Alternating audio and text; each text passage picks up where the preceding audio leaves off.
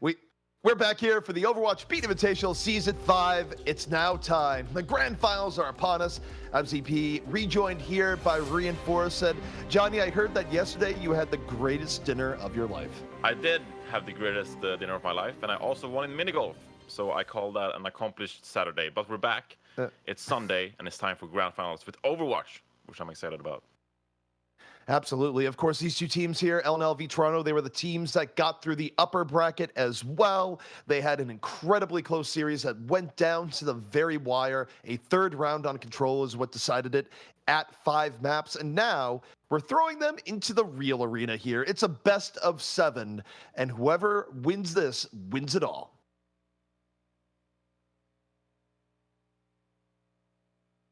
So, going in, LNL moving forward, of course, where they have the upper bracket advantage. It means that they are going to have the ability to decide first map and server choice. That is the edge they get through for going through the upper bracket. Here in the Beat Invitational, we do not give a full-on map win or otherwise. So, LNL, they will have to prove it in full once again. Yes, that is true, CP. Can you hear me? I can hear you now. I didn't hear you before, so I just kind of ran with Just it. wanted to make sure. Just wanted to make sure, but yes, yeah, you can hear me. Yeah. So I don't know what happened there. Every now and then there's like this weird thing where it cuts out, so I'm just like, okay, I'm just going to keep speaking. If it was speaking over you, I totally apologize. This is the good old days. This is the online broadcast setup. Oh, yeah, you're allowed a few mistakes, It doesn't have to be crisp. It's not Overwatch League level just yet, so let's just have fun with it. Exactly. But, of course, I do believe we're just going to review the bracket real quick. You're tuning in for the grand finals, wondering what was the path that these teams took? Well, we have the path that they took. Obviously, there's a whole bunch of other teams that had to get through. Bye-week, Skyfox's Second Wind, NRG Phase 2, and the GOATs, all dispatched by LNL Toronto. They could not be denied from each other, and they've met each other here again. That was the upper bracket. The lower bracket, going to see much of the same tale, where LNL was able to get right back in. And really, looking at these two teams, I think they are by far the two most dominant ones. We just saw how Toronto Esports secured their place in the grand finals as well with a very dominant win. So this should be high skill level Overwatch for our grand finals. And given that it's a best of 7, we could go the distance for sure, given yesterday's result between them. No doubt about it. And, it's been fun to watch the themes of gameplay here, where I would say every era of Overwatch has kind of had the players to look out for, the elements that sort of make up every given game. And I think one of the coolest elements that we've seen throughout this tournament here has been the importance of what your support is doing, where, don't get me wrong, you look throughout all of Overwatch League, right? A player like Jonak is incredibly impactful, but to see a hero like Ana be so impactful right now, it's Are you talking really about Dino? I am talking about Dino and Dogman. And Dogman, yes. Both of those players were really impressive on Friday when I cast some games for sure. And that's where we really started to notice Dino in particular, a player that is up and coming and could start making a name for himself, especially on the Ana. And in these compositions where the Biotic Grenade is very important to get off to a good start. So I'm looking forward to see Dogman and especially Dino in this grand final. Dino, of course, coming out with a big name for himself. And we did get clarification yesterday, by the way, where I always assumed it was Dino because his picture on Twitter is him in a dinosaur costume. And there was a little bit of a disagreement with the co-caster saying, is actually Dino. And Twitch chat was in a full-on war. But I was able to talk with Dino. And in fact, Dino, it's Dino as in dinosaur. So it is Dino. Oh, yeah, that makes a lot more sense. And also dinosaurs, they are pretty cool prehistoric creatures, CP. I'm sure you can appreciate some of those dinosaurs. So very badass name, if I may say it myself. No doubt about it. And you know what? The Twitch chat, they are right about one thing. He is not extinct. At least not yet. Still alive in the tournament. I feel like that was very low quality sense of humor, but I laughed. So it's not about my sense of humor. I'm giving the people what they want. Yeah. Well, my wants and desires don't play into it at all. That's how we do it in the online Overwatch tournaments, Just give them what they want. And that means CP GOATs. I don't know if that means oh man, we just finished with this. We just had the most ridiculous pandemonium of all time on this very map with Goats v Goats. I wasn't here for the Goats. I want to experience some Goats. And actually, it's pretty interesting because we're seeing immediately last night Leftovers running an Ana, looking for a big Biotic Grenade to start out this fight versus Dinos and Yara. So different playstyles coming into play. Johnny, we go again. We go This again. is what's going. This is exactly what's going on. L&L moving on in. Of course, Dogman on the honor. Nice Bionade! Unbelievable. Goes on in. Gator says, yeah, I want a piece of that. Dives in right after, but they're not able to get pickoffs. The Bionade, it's over, and you're going to see second win now start going back the other way. Or sorry, Toronto go back the other way. Yes, and this is where Toronto have the advantage. They have the Discord orb. They can afford to deal more damage over time to win this fight. But we're seeing last night leftovers getting that nano boost online. Gator needs to go aggressive here. Toronto now moving forward, and no, Gator gets aggressive just like you say. Dogman gives him the juice, and Gator dives on in. Doesn't even have to use the Earth Shatter. Yeah, so they're waiting for that timing, the nano boost.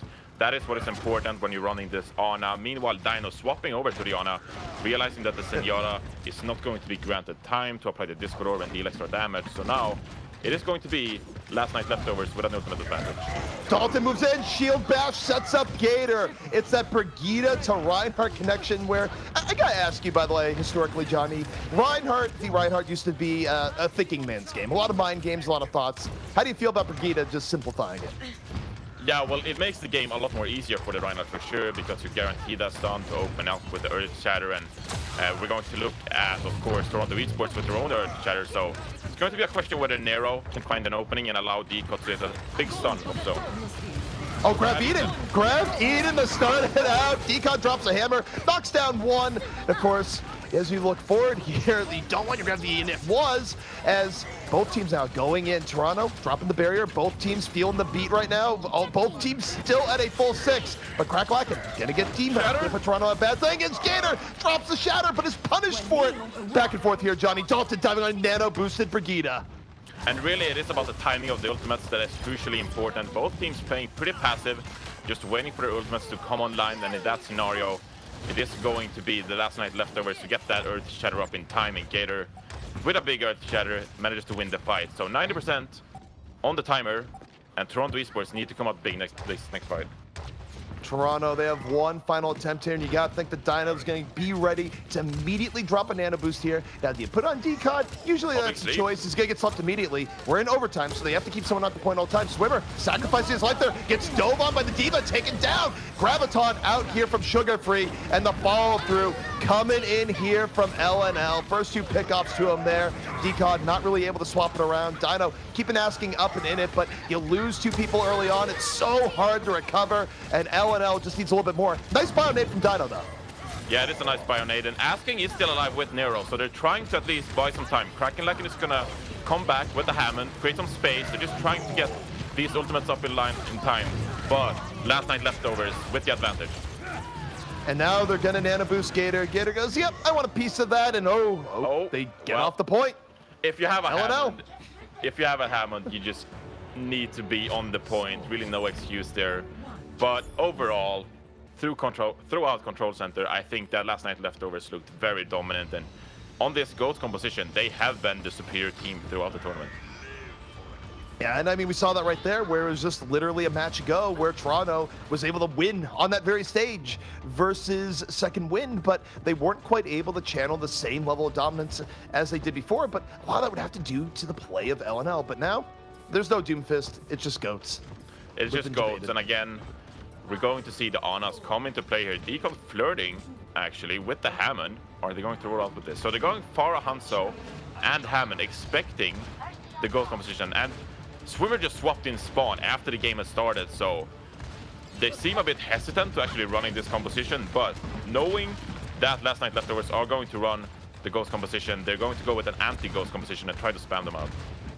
Makes sense here. Nero's been pretty good on the Farah, and again, just looking for damage that results in early pickoff. If you don't get it, you're not going to be able to get on the point, so there's a bit of a timer here. Control point's about to unlock. Decod dives on in, gets a little bit up in their face on the Hammond, got the roll on out. Nero, again, looking for anything, knocks the Ana back into play, but so far, this rocket pressure hasn't resulted in anything, and the first control of the point goes the way of L&L. And I think you're fine if you're running this spam comp. I think you're fine letting up the point. The most important thing is you eventually win this fight. And with Dogman going down, last night leftovers are going to lack some healing. Yeah, they're lacking healing, but the problem is the person that was there to take advantage of lacking healing, he's down. Nero ends up trying, but oh, that's an early dragon. Asking drops it right down the middle of the point, but LNL, they're able to heal their way through it. Dalton gonna pop the rally just to be sure, and so far, they're maintaining very good control with the grab on deck. Yeah, and this is really bad so far for Toronto Esports. Try to make this anti-goat composition work, and yet they haven't found any value. Nero with the barrage is going to try to find an opening with Dino's biotic grenade. Let's see if they can make it happen. Hammond gets drop on in, minefield up, Nero off the barrage, breaks him wide open, 2 down, and Sugar Free knocked right to the pavement. Decod sends him on a one-way trip. And Toronto finally able to get the way through. And I gotta ask Reinforce, are Pharah setups better here on the defense once you do get control? When you do get control, it's really hard to walk out of these chokes with the GOAT composition. But then again, Nero forced to use the barrage on the point there. He's not going to use it here in the choke points, and that's going to allow Gator to push out here and potentially find some picks with the Reinhardt. Asking found both supports in the back right away. Barrier comes in, but not soon enough to save them. And that's just good. You get early Hanzo picks, you win the fight.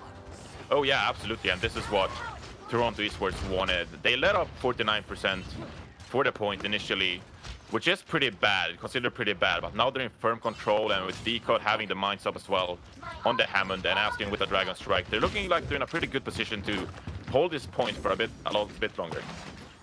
You see Decod right now just kind of creeping, using Hammond ball mode, getting a good view of wherever it is. Gonna get hacked though early on. Now he can't drop the mines. So Summer got on. Dragon coming in from Asking, buying a little bit of time. That's gonna let Decod reposition. Hack is over. He's just waiting, just creeping above him. Pile driver mines, moves on in. Doesn't get much with the pile driver mines, so gonna split the team. Goes to the back line. Dogman is target. Swimmer's down. Needs to get something. No, Dogman just sleeps. Decod says, I'm not. Oh, wait, he ran into the mines. That's a yikes. That's a yikes. That was a yikes indeed. That was one of the funniest things I've seen. But Grabton is coming out from Sugar Free. They're looking to win this fight. They're looking to get back in. Sugar Free though, too low. Can't shield his way out of that one. Narrow dominance on the top.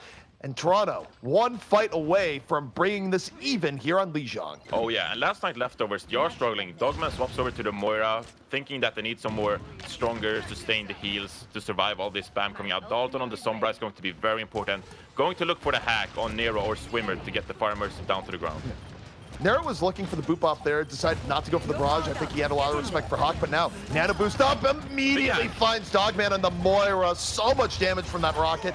And again, these direct rockets of the Nano boost, so scary. 3 down, drops the barrage, and Diva, not enough defense matrix to deal with it. We're in overtime, and Toronto just needs a bit more cleanup. However, Gator getting 2 can buy a bit of time. Could be the opening that they need, but it's gonna be very tough as Nero just 2 more directs. Yeah, and it is looking very rough for last night leftovers. I don't think Dalton has a chance of killing 5 members by himself. And you have to give some credit for Toronto Esports. It took them 49% to cap this point initially with the anti-ghost composition, but they get it done, and then they're in firm control. It looked like last night leftovers, they just weren't sure on how to get through these chokes, and Dalton on the Sombra, they couldn't really make use of his hacks.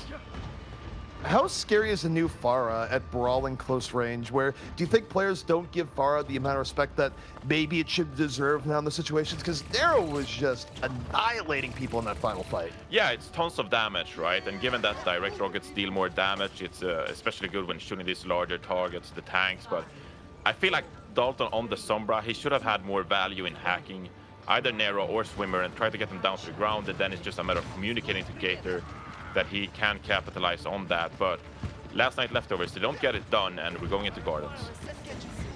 Toronto here on the Pharah again, looking for early rockets, wants to build a barrage, but more importantly, you impede movement. You just continually lay in rockets and make it difficult for the other team to get to where they want to go. And they're running a composition like Goats that just wants to get to a point, and they're just waiting for the point to open. Yes, they're just waiting for the point, and Nero already 40% on this barrage. Looking at Toronto Esports composition, they're going to be waiting for Nero's barrage, and that is going to be the opening with Kraken lacking, using the defense matrix to protect him. But for now, it's just a question of can last night leftovers start to cap the point. Well, they are getting onto the point. It's going to be up to Toronto to make a move, but the one way they can make a move, the barrage zone's up here from Nero. You see the pile driver coming in, Decod making space. You're looking at Decod. You're not looking at Nero. Barrage is ready. Hawk looking at him. Down he goes. They got him while the matrix was still in his face. There's no more Pharah, and this should be LNL getting the point. There's actually a nice play. They're going to use the coalescence here to try to secure the point. They should just be clean up at this point with Nero out of the fight. But it's a nice job from the last night leftovers. They get Swimmer out of the fight, actually, and Swimmer on the Mercy is not able to support Nero on the Pharah. That means that Nero wanted to go for the barrage, but it doesn't have the healing or the protection to actually get it done. But going into the next fight, Toronto Esports with a lot of ultimates here, we having the Nano Boost and the barrage and even the Dragon Strike. If they set up this fight and execute properly, this should be a win. Ooh, anti-air self-destruct makes Nero move. He can't move in time. One of the most stylish ways to be anti-air and deal with the Pharah Mercy. And that's just nice execution from Hawk. You see that Nero uses the jet jump, of course, getting up into here, and that's no room for the Pharah to escape from the self-destruct. So nice execution from Hawk, and just buy some more time. But here comes Toronto Esports. Dragon coming out early. Barrier now in from LNL, and they're going to use this to hold their ground. You got Hammond diving on in. A little bit of disruption, but they need more than a little bit. LNL just doesn't take much damage here. They're good in using their support ults. They maintain their ground. They go for a pickup here and there. Barrage comes in from Nero and just not going to get anything. Countered by a grab. Nero can't fly her way out of that one, but the damage to finish him off not going to be there. On a huge shadow coming in from Gator. Gets Swimmer, actually. Can he clean this up, though? He gets booped off. Gets booped off by Nero. Oh. And actually, Toronto Esports are still in this fight. All right, this is taking a few weird twisted turns, but the one thing LNL can feel good about, they still have firm control, 76% to 0. Toronto yet to make anything happen. And do you go for a last chance desperation swap here? Oh yeah, Decode swaps over to the Reinhardt. They're just going goats, but they have no ultimate. It's just cracking, lacking, going to get the self-destruct in time. But looking at the side of last night leftovers, they're going to have the ultimate advantage, and they should have the upper hand when it comes to this final fight. Can they secure a lead giant tower? Well, emergency goats coming in here. Self-destruct to the back, finds two. Goodbye, good night. That's not a situation you're gonna fight your way back from. And yeah, I mean, to your point, you're good goats, but you have nothing in the tank there. And oh, nice boop on Sugar Free. Doesn't matter. Ajax returns in favor of Nero, and it's gonna be LNL picking up where they left off, taking map 1 away from Toronto Esports here. And I mean, Toronto, they're struggling, but likely not going to happen. They're struggling. This is just going to be feeding on the point. Not good for your Winston Lab stats. Being a former professional player, you want it to look good, of course. You don't want to die, because then Reddit comes after you. They're going to Nonable Swimmer. Here comes the Lucio. Boostio! The actual event, not the player. Gotta love it. Boostio. But yeah, that's what has me expected towards the end.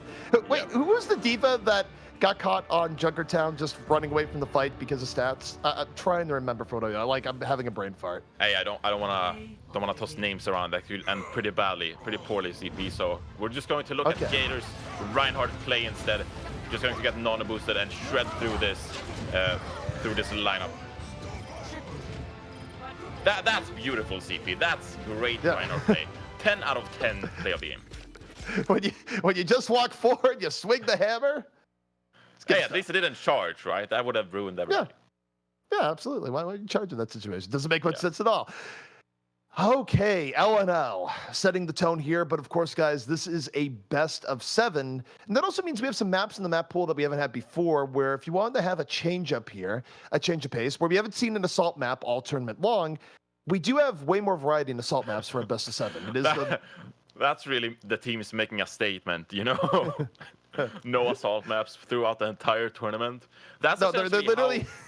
It's pretty interesting, because that's how we in Rogue back in 2016 we just utilized the game mode or the tournament format to our advantage, where no teams wanted to pick assault, and then we became really good at assault maps and decided to pick assault maps, and you have an edge because you're practicing assault maps while no other team does. So going into the grand finals, I'm excited to see if there's any assault pocket picks, so to speak, when it comes to these maps.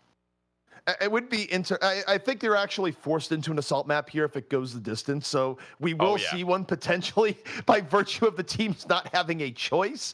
But it is I totally agree with you that there is a competitive edge there that's being lost, where you go to a tournament like this, you could bring them to assault, you could make it your own, and literally no one has done it here. And bear in mind, the only option up until the grand finals has been Temple of Anubis. Now Hanamura and Volskaya are in play, but we do know what the next map is going to be, and it will not be assault. It's going to be King's Row.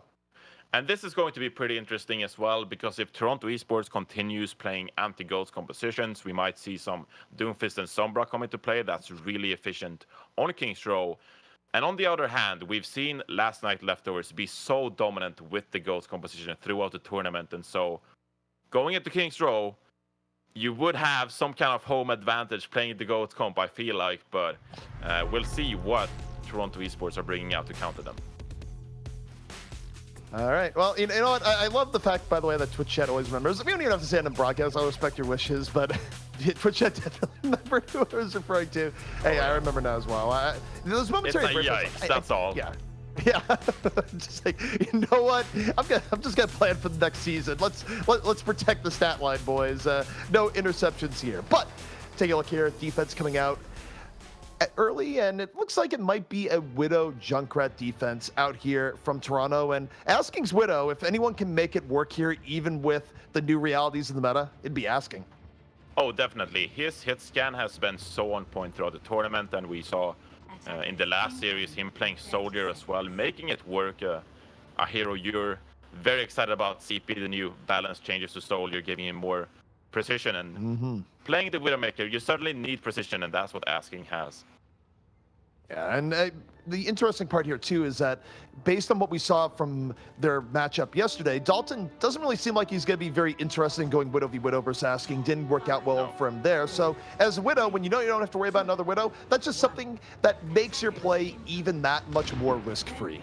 Oh yeah, but we've seen some wraparounds on King's Row in the past, remembering that Gladiators game where Sherfor went to Widow. So Asking, playing this Widowmaker on point A, defense here on King's Row, he still has to be aware. Whenever people die, is someone going to swap to the Widowmaker in spawn and be able to out-snipe it? But for now, it is going to be Last Night Leftovers trying to run this ghost composition. And given that Toronto Esports have set up on this tower ground, I think we need to see some kind of flank to come in from Last Night Leftovers. They need to avoid this Orisa Shield Shaman.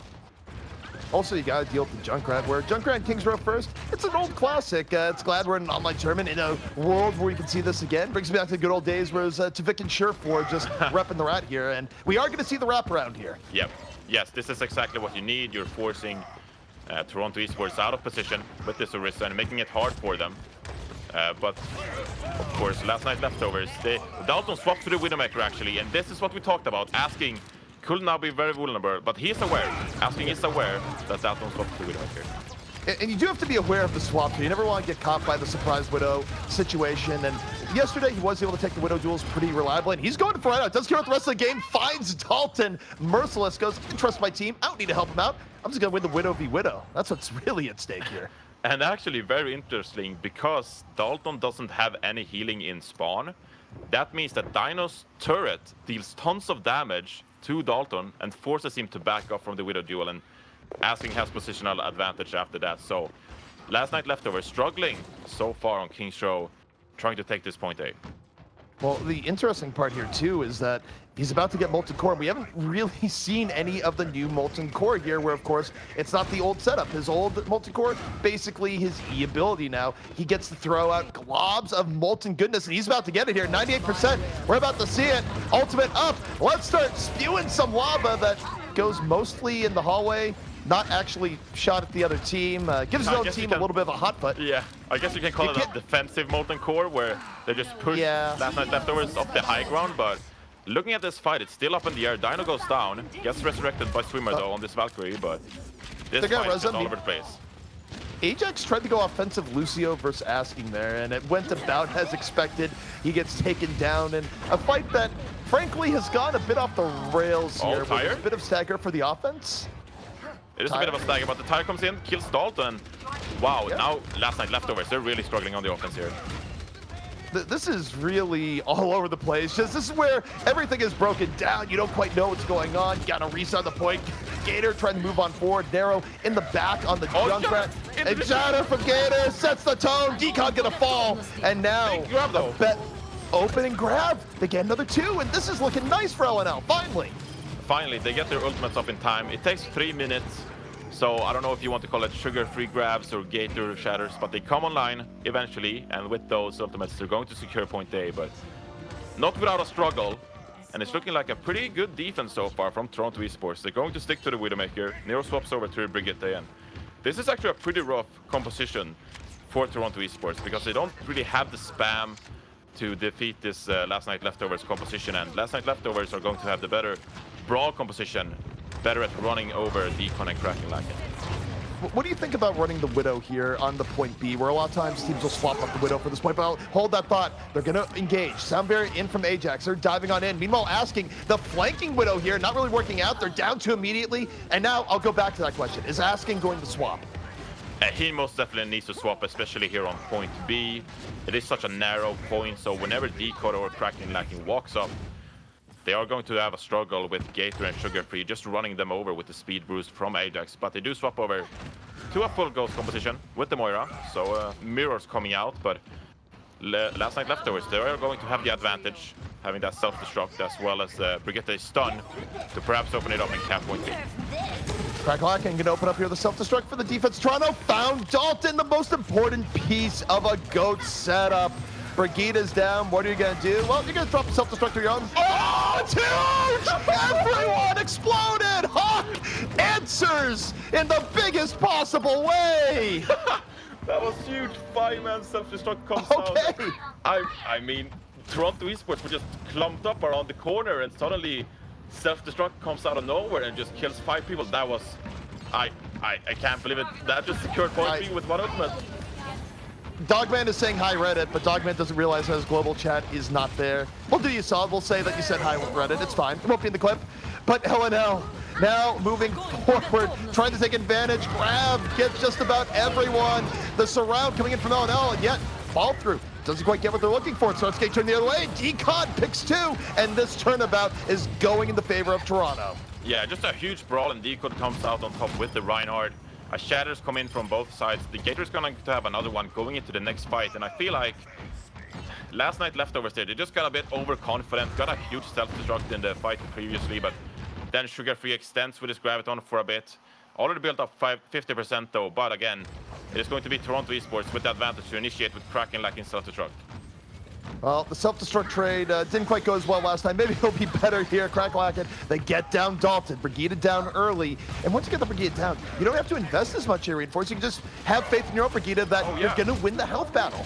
They're just buying time at this point where Dalton gets picked off early, and then you're in a 5 versus 6.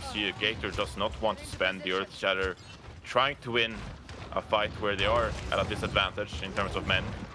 And so that just allows Toronto Esports to build up more ultimates, where they're looking at 6 ultimates going out to the next fight, and they can just pick how they want to take this fight the most optimal way.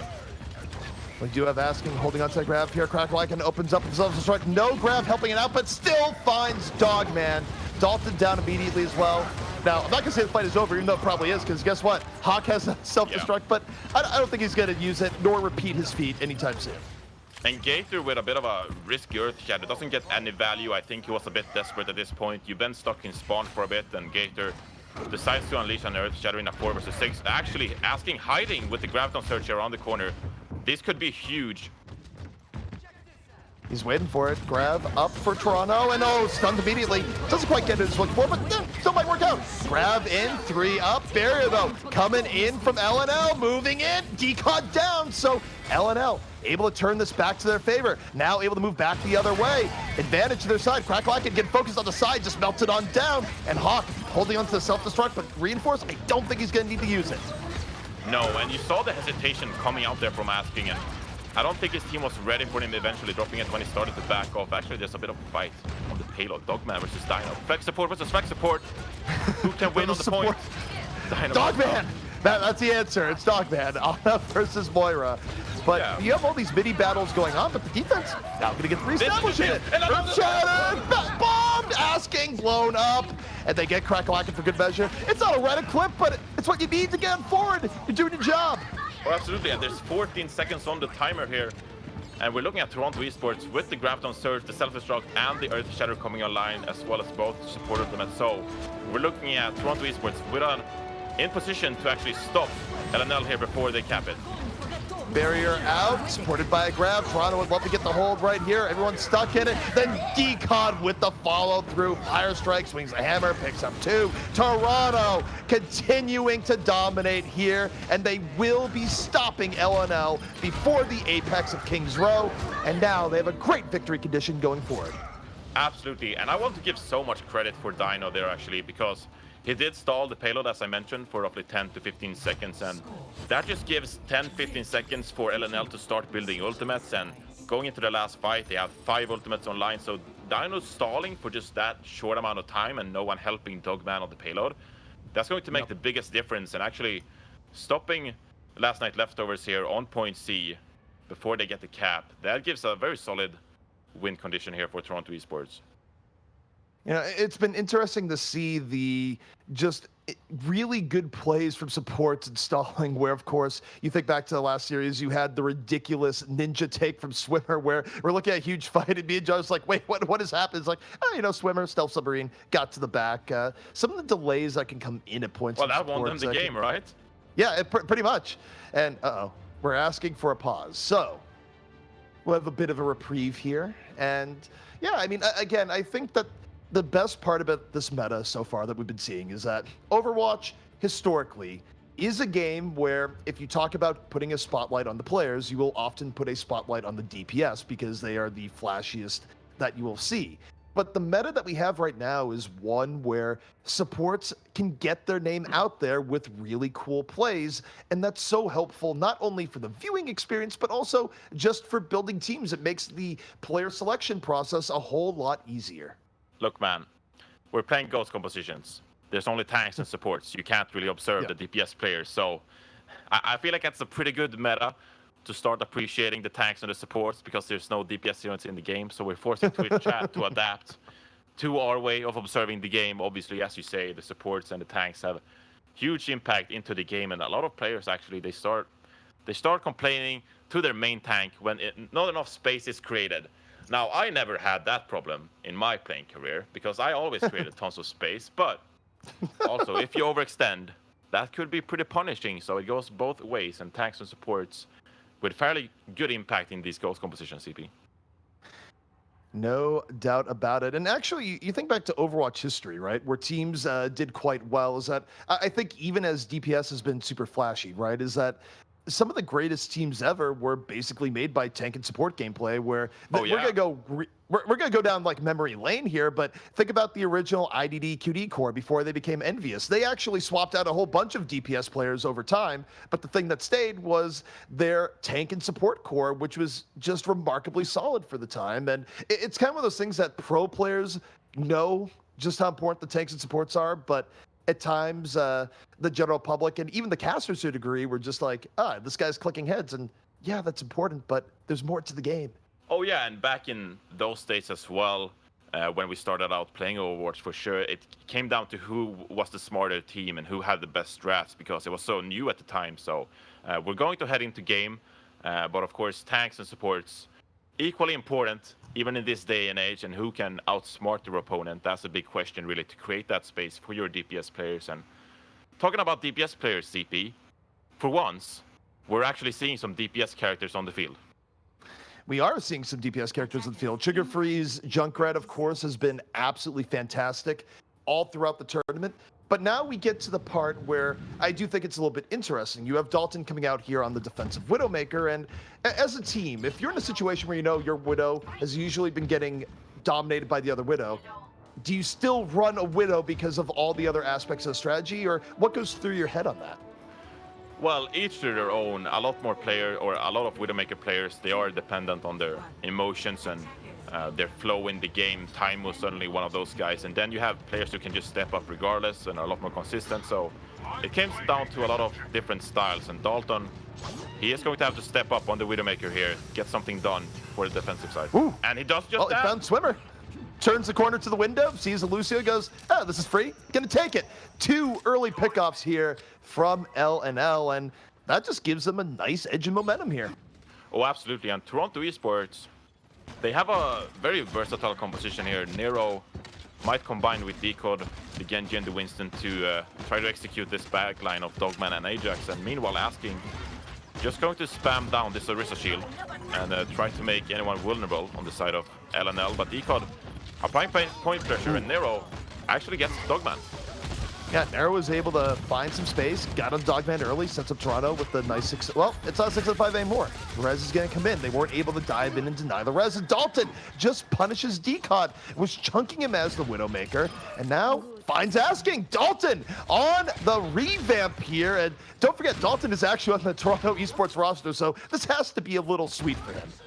This has to be a little sweet for him indeed. And I think we're looking at this Toronto Esports lineup struggling a bit. They're trying to execute a perfect dive here, and grabbing Dogman is going to give it for Nero, but he gets resurrected, and Ajax actually dies to asking, so they don't have the resurrection up, and this dive could be ever so more important for the offense. Ooh. Dalton takes an arrow right to the gut there. Not down yet, but one more arrow would do it. Looking for Swimmer, couldn't connect, could have gotten rid of it. Meanwhile, asking on the Dragon, so much space being created on the other side. And that's going to be enough for Toronto to get this payload moving. And he just did it himself, right? Asking just in a position where he can spam down the defense, and with the Orisa shield down, he's just going to have a field day and finds pick after pick, utilizing that Dragon Strike as well. Great job on this Huntsman. Decod is going to swap over to this Reinhardt. Nero with the Dragon Blade though. It's going to be a question of how can they set up Nero on this Genji without the Winston to get some work done with this Dragon Blade.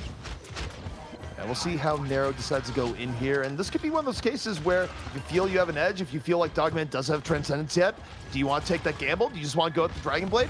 Nero might want to do that, but the problem is his window's so short, but Dogman doesn't have Transcendence yet. He's 99, gets it too late. Now, it wouldn't be the greatest idea. Oh, he's used it. They even up. That's why he's going to use it mid-fight, and it makes it work. That's how quick the tide of battle can change. Dogman, though, that was great patience reinforced. He waited until the Transcendence made sense, and as soon as the fight turned to winnable, he went for it. Yeah, he was very patient with the Transcendence there, and I think actually they were a bit confused because Dino had the Nano boost up, but wasn't in range to apply it to Nero on the Dragon Blade, so we just saw a Dragon Blade come out without the Nano boost, and as such, we're going to see Toronto Esports not winning that fight. So they're going to rely more on Decod here with the Nano boost instead. Yeah. Well, you see the charge coming in. Grab Eden, Sugar Free donates the grab, but LNL still in hot pursuit. But the Dragon on the other side, asking takes down Sugar Free, and that grab eat so impactful there. Absolutely, but still, you got to give some credit to asking here. He just keeps hitting headshots with this Hanzo, and really, when you want to swap to a Ghost composition on the offense here, they decide to stay on the Mercy and the Hanzo, and asking. He hits the shots he has to, just giving time and space for Decod on this Reinhardt to build an Earth Shatter, and that's going to be so important going into this final fight on point B.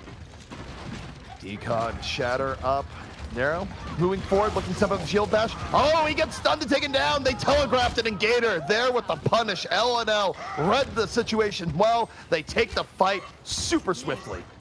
And this is what we talk about all the time, right? Or at least I mention it, that when you're playing this Ghost composition, that LNL are currently playing on defense, you have to recognize when do you have a better brawl composition, when can you afford to just run over your opponents, and that they did that just there with Gator running over Decod, not allowing him to have time to set up that Earth Shatter, and now we're looking at a LNL defense that is in a pretty good position to actually win additional fights with Earth Shatter, Self-Destruct, and Transcendence up. They're in a good spot, and it's going to come down to what do your Brigidas and Rhynes want to do? How are you going to play this? How's are you going to go in? Earth Shadow coming in, responded to by Gator, and LNL, they get the better of it. They move in, Narrows down, charging the Decod. He's stuck in the corner, he's down. And that was a quick, decisive fight with resources used on both sides. Oh yeah, but you're not afraid to commit here if you're either team. Obviously, Toronto Esports want to secure the point, but as well as LNL. Any additional time gained here on the defense for them is crucial, so you can see that they just threw out the Earth Shatter, the Self-Destruct, and the Transcendence at the same time, just desperate to win this fight. They are going to have the Graviton Surge up for the next fight, though. That's how the Ghost compositions work. He built Ultimate so quickly, so it all comes down to Sugar Free. How many can he catch in this Graviton? We'll see just what he does here. His last Graviton, of course, Eden moving forward this time. Eat! It again! It was Eden again! He was looking for it, and Sugar Free just keeps donating the grabs now. Gonna have to try and win the fight without. Dalton down early. LNL trying to bring it back, and Sugar Free is charged up. Dogman is able to find Asking, gets him out of fight early. Cracklock and melted down, and Sugar Free getting redemption here. Almost has another grab, but a shatter from Decon. Back the other way we go. Absolutely, Decon built that shatter, and with some effort, they actually get a huge shatter to secure point B there. Impressive play from Toronto Esports. They're not rushing things. They have to take some patience, and with some time, they're going to set up that earth shatter perfectly. And now we're looking at a 2-minute push here on the side of Toronto Esports. Can they get it done? They have Asking with the Graviton search up for the next fight. And now it goes to the other side. How many people can get in it? There'll be grab here, and Sugar Free might have a boot at the very least, where you can't really predict that he has another grab. Can you? Dalton gonna fall early. Sugar Free, what are you gonna do with this grab? Asking, holding onto his own. Dogman, Transcendence, eat again! 3 for 3! Crackalacken keeps eating Sugar Free's grabs every time! And I don't think, do they have time to get out here and actually contest a final time on the side of LNL? It's gonna be rough. It's going to be very close. Ajax spawns first though on the Lucio, so he will have that speed boost applied. Decode is going to hold the choke, trying to prevent enemy members from coming out. Oh, Dalton on the payload with Tracer. Oh, nano boosted Decon, so much damage. Sugar Free now onto the May. I guess, you know, your grabs can't be eaten if you don't have grabs, but he's just dispatched there because, well, his team can't get out in time. Toronto gonna even up the series 1-1.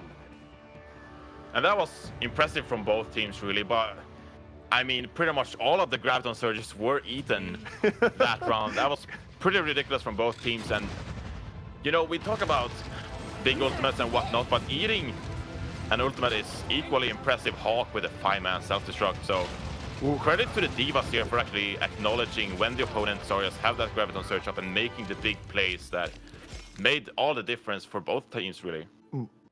Well, what I would say is you think about what goes on in a team's head when a grab is eaten, right? Where you're obviously going to make the call that you're going for the grab early. You're going, team, I'm going for the grab. Everyone starts overextending because of that. They want to be ready to actually react to the grab. There's no bigger debate than the grab getting eaten, where everyone now has put themselves in what is an objectively bad spot for a situation where there's no grab. And that happened 3 times, which, you know, it's always a 50-50 equation, right? It was half Sugar Free, misjudging to a degree, but also half on Crackalacken, reading Sugar Free and getting 3 grab eats in a row. That's insane. Yeah, and especially when you plan out a fight, you're taking that Graviton Surge into account. But if it gets eaten, you need a backup plan. And a lot of these teams, even in Overwatch League, you don't really plan ahead that much. So usually a Reinhardt, perhaps sitting on an Earth Shatter, can be that backup plan for you. But if your Graviton Surge gets eaten, that's just ruins your momentum going into a fight. And we saw that a lot of these fights, they were pretty brawly because the teams just didn't have time to set up a plan without the Graviton Surges. Yep. And now we're going to Dorado, where, again, let's just remind everyone the map pool here. We will be going to Assault if these teams keep trading off maps. They've avoided Assault all tournament long, and they've done so here again. But at some point, Temple Anubis, Hanamura, Volskaya, gonna have to pick one of the 3. Yes, but we're going into Dorado and looking at yesterday's matchup between the 2 teams that went 3-2 in LNL's favor. LNL actually got away with the victory on Dorado as well, so their map pick here as well. And you have to consider them favorites going into Dorado based on yesterday's victory over Toronto on this map. Oh, there's no doubt about it. I mean, there's a reason why they're picking this map to begin with, is that, you know what? We did pretty well on it yesterday versus this very same team. The very last match we played, because we were in the upper bracket, we had the luxury of sitting here, studying your gameplay, and the last thing in our minds was playing against you. So, yeah, it's not really a big surprise that we're going to be heading back in to Dorado. Yeah, but again, it's an interesting map, right? Because we've seen a lot of GOATs coming out of these teams, of course, on Lijiang and Kings Row, great GOATs maps. But now we're heading into Dorado, which is more of a dive-heavy map, I'd like to say, utilizing that high ground as well as snipers and potential Sombra and Genji compositions. I think that we're looking at Toronto Esports, perhaps utilizing Asking's hit scan capabilities with this Soldier and this Widowmaker a lot more on this map. And that could make all the difference, really. If you get a Widowmaker pick in this meta, you have a huge man advantage, and Asking being so good on this Widowmaker, that could actually be the key to victory for Toronto Esports here. Well, particularly when, again, I'm not going to entirely say that Dalton has reversed the course here, but you think about the Widow v Widow gameplay, certainly Asking has been quite good at it, so deciding to put him here on the Widow, seeing what we can do, it is an avenue for Toronto that could be quite good for them. And you take a look at the LNL side, LNL says, you know what, we don't even want to play that game. We're going to put Dalton on the Sombra that he's been very good at. We don't want to do Widow v Widow, but there is always that worry that you can't always put good pressure on Asking. So there is a world where this is almost Asking's game, depending on how well he does. However, you got to think LNL is going to be doing everything they can do to pressure him and make that as uncomfortable as possible. Oh yeah, they're definitely going to apply some pressure onto Asking here, where they're playing this dive composition with the Genji and the Sombra. And I think you can keep an eye on Gator, on this Winston, jumping towards Asking, any opportunity given to him. And just try to build up this EMP as quickly as possible. We see both teams just already poking away at the choke point, trying to build some ultimate for the next upcoming fight. But Gator already goes down actually, and that's going to be a big pick for Toronto Esports, just gaining ground on LNL here. Well, part of that too is that Dalton's translocator was so far back that he only got a little bit of poke and then immediately went out. So most of that fight, that was essentially a 6-on-5, and Toronto just too strong to give them that level of advantage. Especially, yeah, of course, and you can see now that Toronto Esports, they are pushing up towards the choke, and they don't want to let up this ground for LNL. Gator is going to walk up to the payload. Let's see if they can execute this dive with Sugar Free. Asking, find something on the Dogman though. He keeps doing it. Yeah, the early pickup from Asking is put Toronto in such a good spot here. They have the Dragon Blade in reserve, and they get to... Oh, Asking got Sugar Free. Sugar Free went for the dive, ends up tripping over a Widowmine. Suddenly, it's a 6-on-4, and this is where you're rich. You're so rich that you don't even have to use the blade. You go, we're going to save this cash. We're not going to put it back into the economy. We're going to hold everything here and continue to get absurdly ahead of the game. And this is what we talked about, right? Asking on this Widowmaker, making all the difference, finds the pick, and you don't have to use that Nano Blade. So we're going to point B, and this is a stacked Toronto Esports lineup now. They're going to have almost 4 ultimates up for the next fight. They're going to prioritize this Nano Blade, and we need to keep an eye out for Gator here, though. Asking again, the pick. I don't get it. God. Sugar Free got down, and Sugar Free's the one trying to counter. Dalton goes down. Those are the two people that are supposed to pressure the Widowmaker, not get just destroyed by the Widowmaker. That's exactly what we just saw. Toronto. Meanwhile, Nero goes, Asking, are you ever going to let me use this blade, or are you just going to continue destroying everyone? Yeah, and they really need to increase the tempo here now on the side of LNL. We're looking at potentially 2 fights.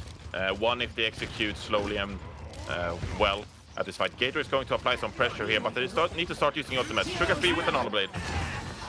Nano Blade up from Sugar Free, looking for anyone. Can't get the anti-air, but gets Dino. A little bit of good measure there with Hawk, but Narrow, they're in the shutdown. It's not quite enough for Sugar Free. Toronto yet to really be stopped here. They're going to bring Dino back on in. Even though this has been the best defense so far from LNL, Dalton had to get out really early. Now, looking for Asking a little bit of pressure. Widow versus Sombra. Dalton going to take that one, but the defense is still getting staggered heavily. Yeah, it is getting staggered. They do have the EMP and the Primal Rage as well as the Sound Barrier up, but the way this Toronto Esports lineup is playing, the way they're positioning and hiding from the ults, I don't expect Dalton to get a big EMP here. He might get Dino and Decoy on the payload, but can they capitalize off this? Well, he just used the EMP immediately here, right after Infrasight is up. Just wanted to use it, realizing he couldn't get a quick setup, and they're able to use it at the very least to deal with Decon. So they deal with the hacked Winston, Sugar Free making the most of it, back up to 52%, and, you know, again, it's enough. Is it a full team wipe? No, but you don't always need that. It is enough. Krakenlaken looking for a self-destruct, not going to get it, but still, you use the EMP and you expect a team wipe, and instead, you only get 1 kill, and that's going to hurt the ultimate economy, right? Because you want to clean up kills, but instead, Toronto Esports playing so disciplined on this offense with the Nano Blade up now. Going to keep an eye on Nero, if he can get any value here and secure this one. Ajax with the Sound Barrier is going to be the counter for that blade. Well, you have seen Decod moved in with the Nano Boost early, so there's not going to be a Nano Blade on deck. The Nano Boost, though, they used it to get rid of the Diva, so that's 1 key member down. And I think Nero, this is kind of the moment you have to go. Dogman's down, and again, saving the Blade. He really has been holding on to that Blade for quite a long period of time, and why not? They don't need to use it. They just slowly grounded them down there. There wasn't even a big fight. And it's such impressive play from Toronto Esports as well. acknowledging that it's hard to get a good Nano Blade on that point B final push, and so they just apply the Nano Boost onto Decode instead. Decode then uses that Nano Boost to apply pressure onto Ajax, tries to get the sound barrier up to open up for Nero, but instead the space is enough, and now goes Sugar Free with his Nano Blade. Sugar Free diving on in, immediately dispatches Dino. Looking for more, gets a little bit more. It's an easy dive from LNL, but you know, the thing is that, okay, you're supposed to win a fight like that. The offense, all they ended up burning there was the Valkyrie, and you take a look at the next fight, they died pretty close to their spawn. It's not the worst for the attack.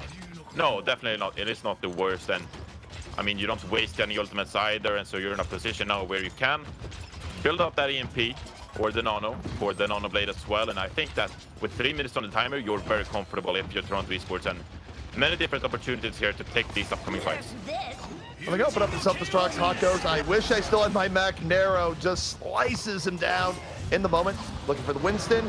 And it's only going to be a one-kill Dragon Blade here, so it's not the highest impact. In fact, you didn't really need the Blade to even get on the baby D.Va. But Toronto, man advantage. They don't have to worry about the D.Va for a little bit. Moving forward, a little bit of extra damage coming in from Nero. And again, they're taking it slow. EMP, though, going from Dalton to defense. They use it to get decaught, and they start turning back the other way. Yes, and just when we talked about discipline and patience, and of course Nero pulls out the Dragon Blade in a fight where he doesn't really have to use it. He only gets 1 kill, and we can't really call that an effective Dragon Blade per se. So suddenly we're seeing that Toronto Esports are starting to struggle on this 3rd point offense, asking with the EMP and Deacon with the Primal Rage. I wonder if they're going to actually commit to this push, or if they're going to try to build up these support ultimates and perhaps draw some out from the LNL side of things.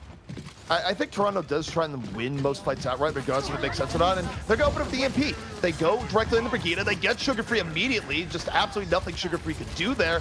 Off the EMP, the Russian from Toronto, and 6 on 5. Now, looking for Gator. Gator couldn't go anywhere either. It's an easy 2 pickoffs, and this is the momentum you want as you go to the final point in Toronto. Oh yeah, and remember, Nero swapped to the Brigitte, so they're going to have a lot of sustain in the front line. Decon and Kraken Lacking can hold these chokes, but Dalton comes in on the Sombra. Can they set up this dive on the side of LNL? Well, we'll see just how they do. Dalton has to back out early. Nowhere close to the EMP. Still going to need at least 1 more round of harass. LNL, they have bought a little bit of room. They see the Bionade from dodging into the back, and now they're looking for Dino. Dalton says, I want to get in on that, but gets spooked back, gets nothing off the translocate, still about 15% away.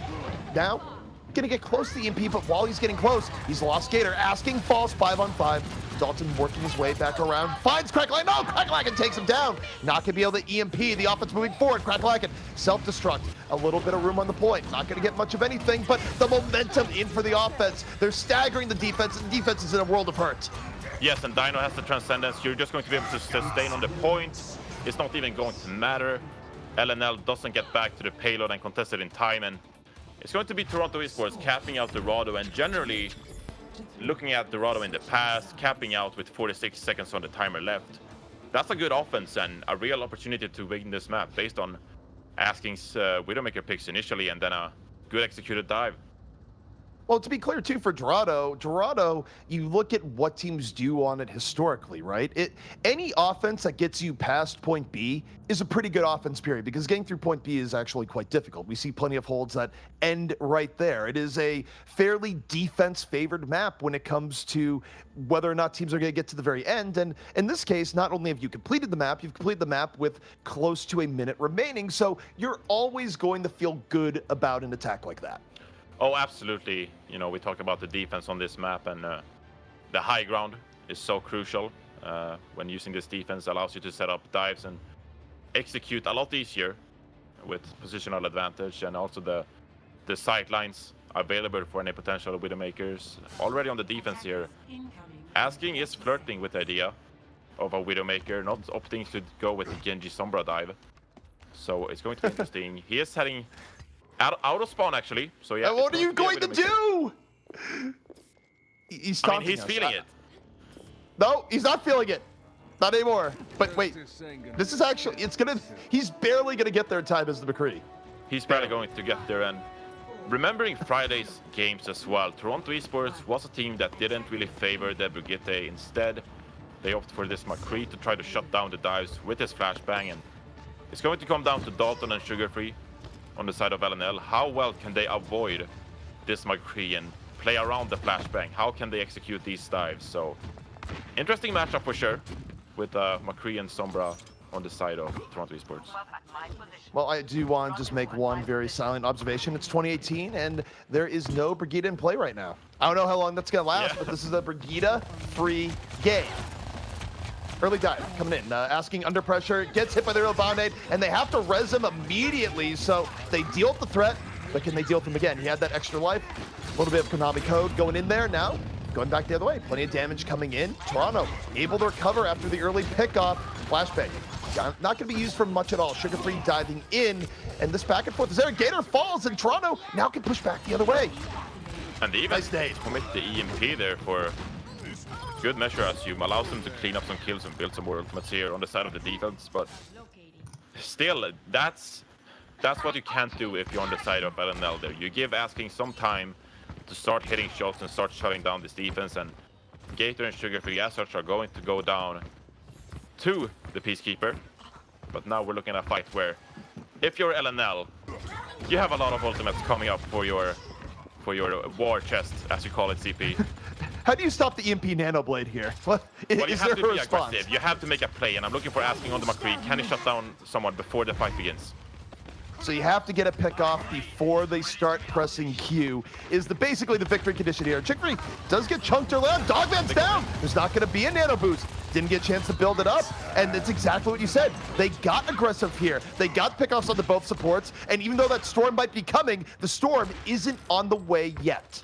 And this is going to keep happening as well, coming into the next fights. We're going to see that this defensive Toronto Esports lineup, they're just going to keep going on the offense. Next fight, I'm going to predict that they're going to use the nano boost on Decod, just to give him some more ability to create some room and go aggressive by Lonesome and just disrupt this offensive LNL duo. We're going to see them push through the choke here, and well, Decod, this is your time.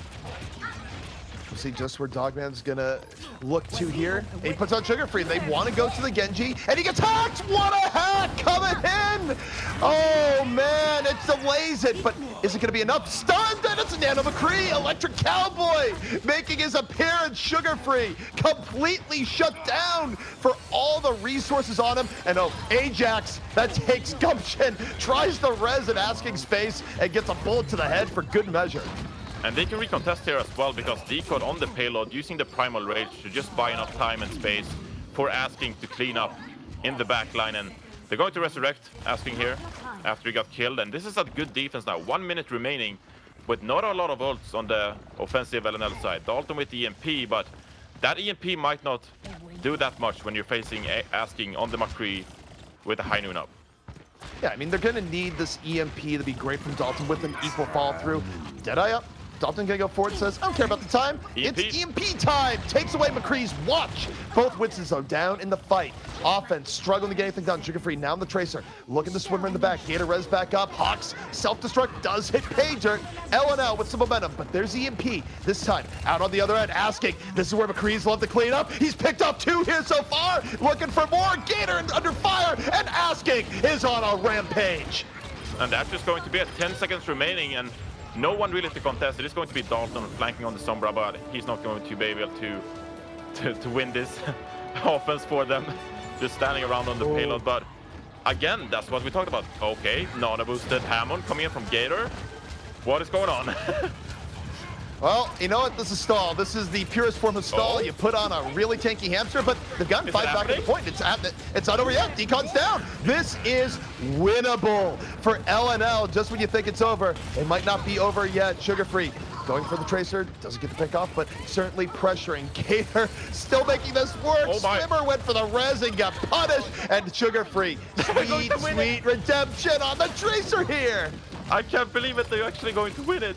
Oh, that was... okay, wait. Decon's buying time. I don't know if it's going to be enough. He's kind of a man alone here, but... Payload. No, it's going to go down. No, not quite. I mean, this is not the Overwatch League CP. This is an on-live cast, so I'm going to say that that was a bit of a throw. You're in overtime and you just clean up, and it's just Dalton on the Sombra alone contesting the payload.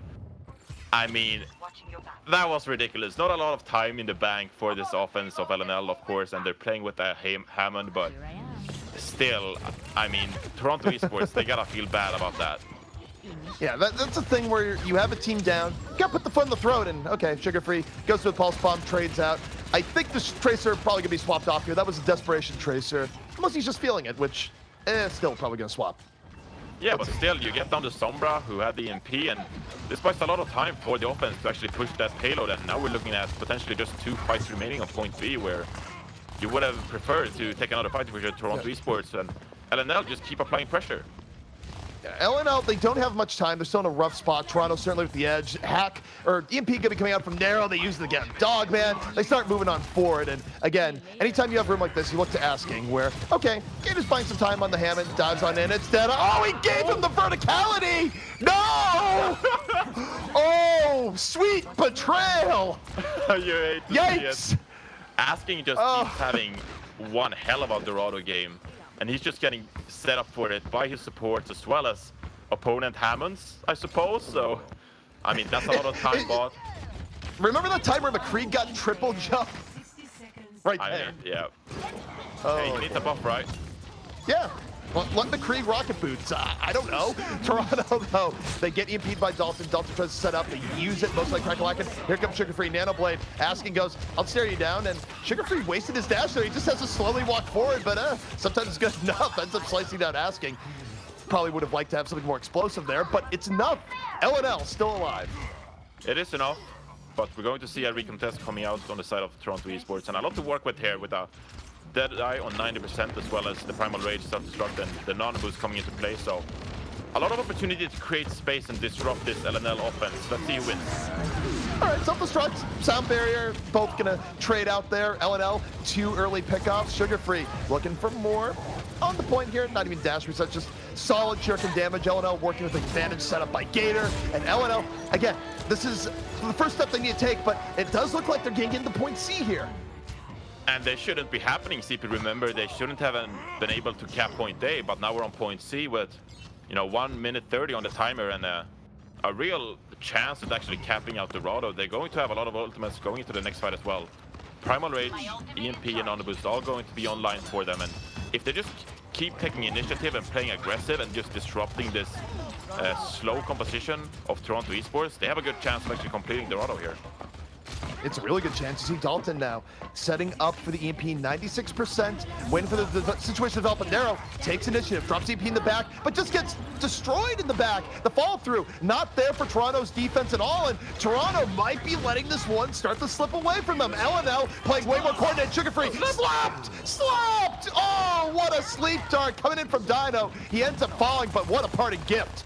But still, that keeps Asking alive on the McCree, and he finds a pick onto Hawk, and now Asking is bought the time on this McCree to keep finding picks, and that might be exactly what Toronto Esports needed. There's going to be one final fight. Asking with the high noon, and he's kept alive by his supports. They need to play around him here. Deadeye up from Asking here once more. Sugar Free goes to the flank, doesn't want it. Oh, Gator peeked! Why did you peek that? It's one thing that can deal to Winston. Asking on the flank, 2 pickoffs.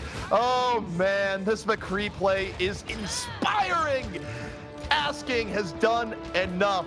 Toronto gonna be taking Dorado and up 2-1. Ajax, no, just not. That's not happening.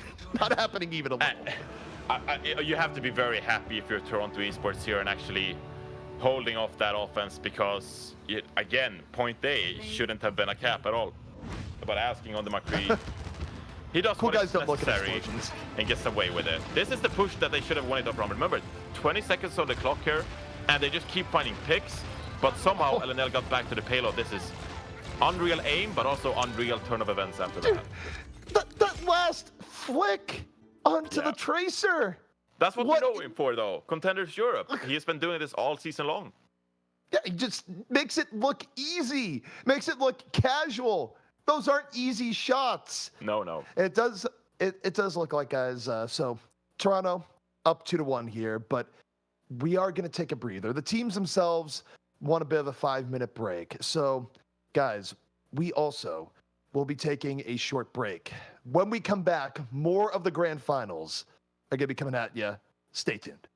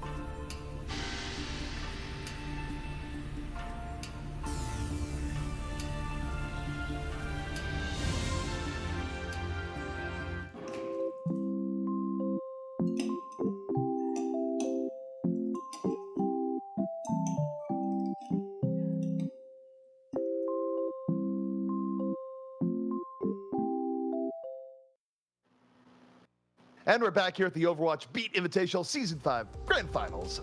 Toronto Esports up 2-1 right now. And I gotta say here, Johnny, it is getting spicy.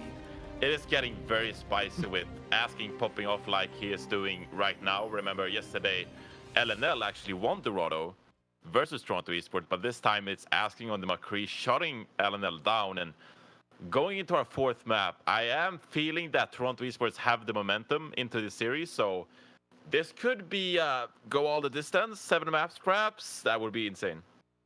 Yeah, if we see LNL make a comeback here, it would go down in the books as one of the greatest series that we have seen, especially for these online tournaments. And also, I mean, we got all the pieces. Not only do we have cool teams playing, a whole bunch of fans. You take a look at chat. We got some old favorites in there, not the least of which is, let me tell you guys an old story where we've never told this on air before, but the reason why we got Hex in the casting is that we knew that he was too good at judging Twitch chat, at actually just reading into their minds and just destroying any meme that was unworthy. So if we kept him casting, he couldn't judge you. I got news for you. He's in chat right now, and everything you say is up for him to decide. Is it good? Is it worthy? Is it not? Bow to Lord Hex. He's here. I feel like he's judging me as your co-caster. He just wants to make sure that the legacy of CP's online tournaments keep going well. And so I need to do good on my part to ensure the success of the Beat Invitational and, you know, keep boosting those viewer numbers. You know, I'm tweeting, so can you, and hashtag Beat Esports or tag Beat Esports as well. You know, I'm even working on my sellout skill, CP. Just, have you heard about Soylent, man? Soylent is so good. Just keep chugging, dude. Keep chugging. It's a good thing for you. It's going to give you the nutrition you need, and you're going to save so much time. So, you know, also, I'm new to the USA as well, and, you know, I'm just wondering, can you shotgun, like, beverages such as Soylent as well, or is it only for alcoholic drinks? Okay, so then, you know, Twitch chat, start shotgunning Soylent. Let's go, fam. Yeah. It is how you do it here. Look, the U.S. is all about its incredibly free drinks and just drink society in general. It's why, you know, you go to a Five Guys and there's approximately 200 flavors of cola and you get as much as you want because why not? Oh, and if you're not chugging at some point, you're just living life wrong. Clearly. Something I don't understand with America CP is that you have like these machines where you can combine different sodas. So like you can get some Coke Zero and some Pepsi Cherry or whatever and some Sprite, and it just, you can create some wizard cocktail of sodas, and I don't understand this appeal to it, CP. You have to explain to me. I think the appeal there is that you're the master of your own destiny. Are you really going to make a great tasting concoction? Probably not. You're not a chef. You don't know what you're doing. You're just pushing buttons. But it's that feeling of control that makes you feel alive. And speaking about control here, let's take a look at Overwatch. We got Toronto moving out on this defense, and Asking is going to be out here in the Soldier 76. He's back in progress. He's come back to his favorite cafe, and he has been well protected here in this tournament so far. Oh yeah, it's such an optimal composition playing this Soldier 76. You have the high ground as well as an Orisa barrier to protect you, and so we've seen Asking do a lot of work on the Soldier 76 in the past, on this first point on Hollywood specifically, where he gets the nano boost applied from Dino, and that's just going to be enough damage output to just win these defensive pushes. And so looking out for Asking on the Soldier 76 once again to perhaps take down Sugar Free on this far. You know, you have to imagine that there's a world where AKM was watching the other day, AKM DeFran, taking a look here going, you know what? Soldier's doing this right now. We approve. We can't wait to do some soldiering ourselves, as look, man, Asking here. If you're hitting shots, there's nothing your team can say about it, so. Yeah, pretty much. Soldier, pretty good, especially Dilapar. Asking, he does a lot of these flanks. He goes around to the side looking for Dalton. Dalton treats him to an arrow, says, hey, a little bit too close to the merchandise there, buddy. Halt's going to come in Toronto. They are getting pushed pretty far away from the cafe here. Yeah, they are, but actually they're playing this Orisa versus Orisa composition, and it's just poking coming out. So the offense here of LNL, they're just relying on Sugar Free on this Pharah and Dalton on the Hanzo to outpoke this defensive composition of Toronto Esports, and so far they're doing a great job, but no picks to be found yet. It's pretty good, and oh, finally, Dalton gets one right to the head of Asking. They don't have to worry about the soldier pressure, and suddenly, the equation of DPS goes much more in favor of LNL. Sugar Free doesn't have to worry about the soldier keeping him out of the skies, and oh, well, he gets slapped. Dino says, you know what, take a little bit of a breather here, but oh, Dalton finds Decod, and Dalton slowly but surely the flank, though. getting the pickoff needed. Teams him from behind, and he gets a pick. Yeah. Ooh, Asking. He got him that. Oh, he's gonna get Sugar Free. He has attack visor. Oh, Sugar Free gets back to the cafe. Ajax goes, I'ma join you. Ajax though gets picked off. Sugar Free, close break barrage. All right. But the defense, Decod's on the ham and he's getting back in. They're still doing it. And actually that sleep start on Sugar Free bought enough time for Asking to get back on the soldier, pops attack visor and gets kills. And I mean, Ajax going to go for resurrection, but the self-destruct is there. He gets out. Gator is alone in the front line. This game is just chaos. It is absolute insanity, and we see the emergency Hammond working up for Toronto again. Decod loves this hero, but okay. Narrows tires out. They haven't been able to worry about that. Asking, not really close to a visor, but again, he's going for a flank. He's living dangerously. They don't know he's here. Decod drops on in, gets a free pick off on the supercharger, gonna back off, go back in, and okay, the flanking soldier play, it's a distraction, but while this is going on, Dalton is getting some solid work done on the point. Sugar Free on the sky, Dalton on the ground, but Asking deals with Hawk. He has been dealt with. Yeah, and if I was Mitch Leslie, I'd say some fool me once saying, but I don't know how it goes because I'm Swedish. But it is going to be Asking shut down on the soldier 76, and that should buy enough time for the offense. I mean, Asking is back on the soldier again. He just does not want to give this point up, and Decod as well on the Hammond. They finally cap it? It's looking like it's still back and forth all the time. It was meant to be fool me once, shame on me, fool me twice, Vegemite, Crocodile, Dundee. That's how it would go. But Dalton, now on the 76, is finally getting the cleanup needed. This has been such a ridiculous back and forth fight. And when the smoke is settled, it's LNL, under a minute left. They take the point. Still a very good defense from Toronto, though. Yeah, but keywords there, CP, under a minute left, so just 3 minutes in the time bank here now for LNL on this offense. They're going to swap up to a Widowmaker and a Genji composition. Try to contest this high ground, but Gator with the Bongo online in just 2%, so he's going to have that up the supercharger, and that could be a win condition for this very weird composition. The dive composition with the Orisa. Good luck, LNL. Asking, gonna move over, attack visor, nano boost. Everyone's going, you know what, I guess we're gonna stay behind this Orisa shield, or at least try to. Ajax, though, didn't get the medal, just barely getting out of the way. Hawk gets taken down, and again, it's back and forth, because while you have Asking on the ground, you got Sugar Free in the back. On the Genji, looking for weakness, finds Decod, rolling back over. Now taking on Narrow, nice deflection right in the Narrow's face.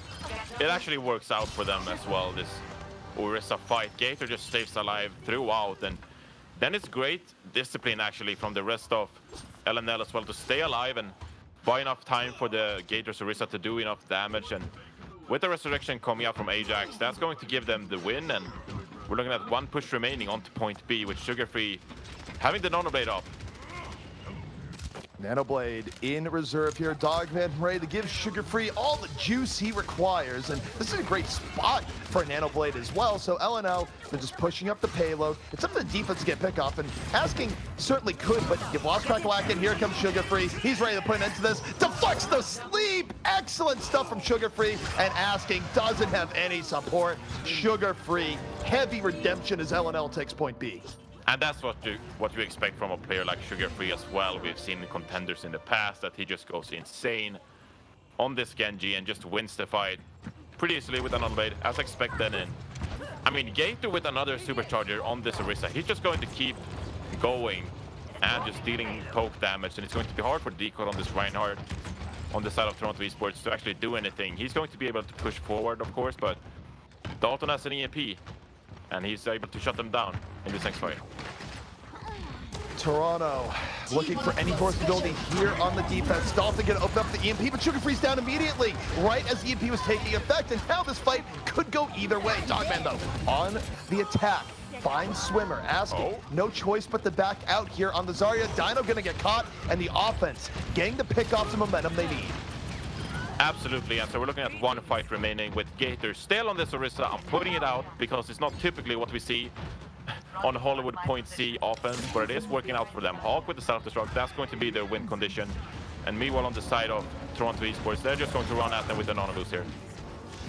LNL, hope to give him one up. Hawk opening up the self-destruct over the top, not going to get anything. Decon able to back out, shield it. Now it's time for him to go in. Nano boost up, Sugar Free gets picked, and Decon going to charge for the fences, slams the Orisa against the back.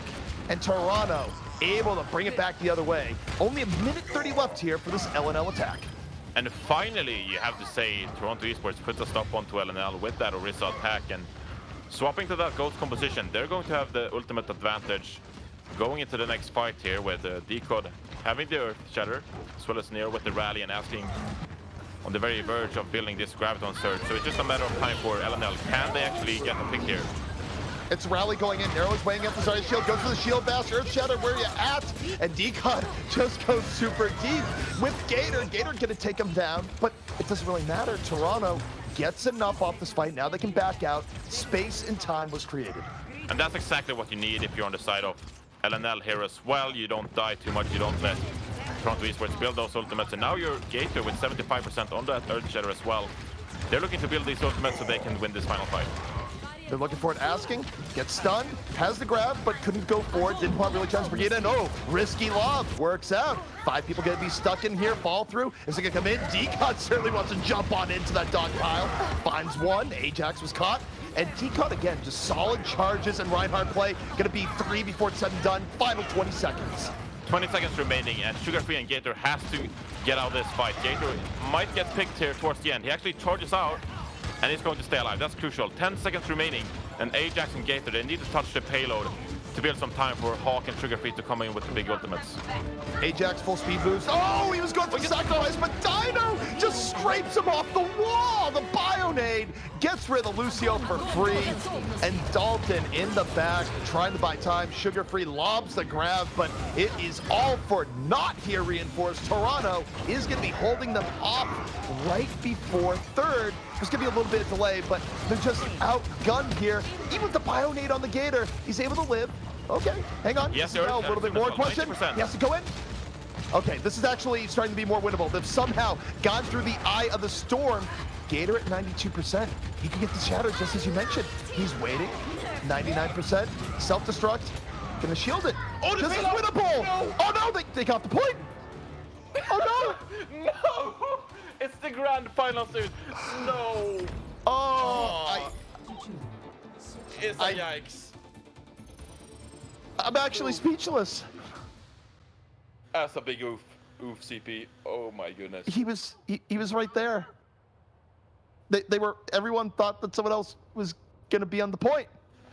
Yeah, I mean, Gator could have touched the point on the Reinhardt, but he was shielding, Kraken lacking self-destruct there, so trying to stay alive in overtime, but I feel like he could manage his shield and movement speed a bit better to touch the point, but you can't really blame anyone in particular when stuff like that happens, but that just has to suck. That just sucks, okay? That just sucks if you're on the side of LNL not touching the point with 5-6 members left alive.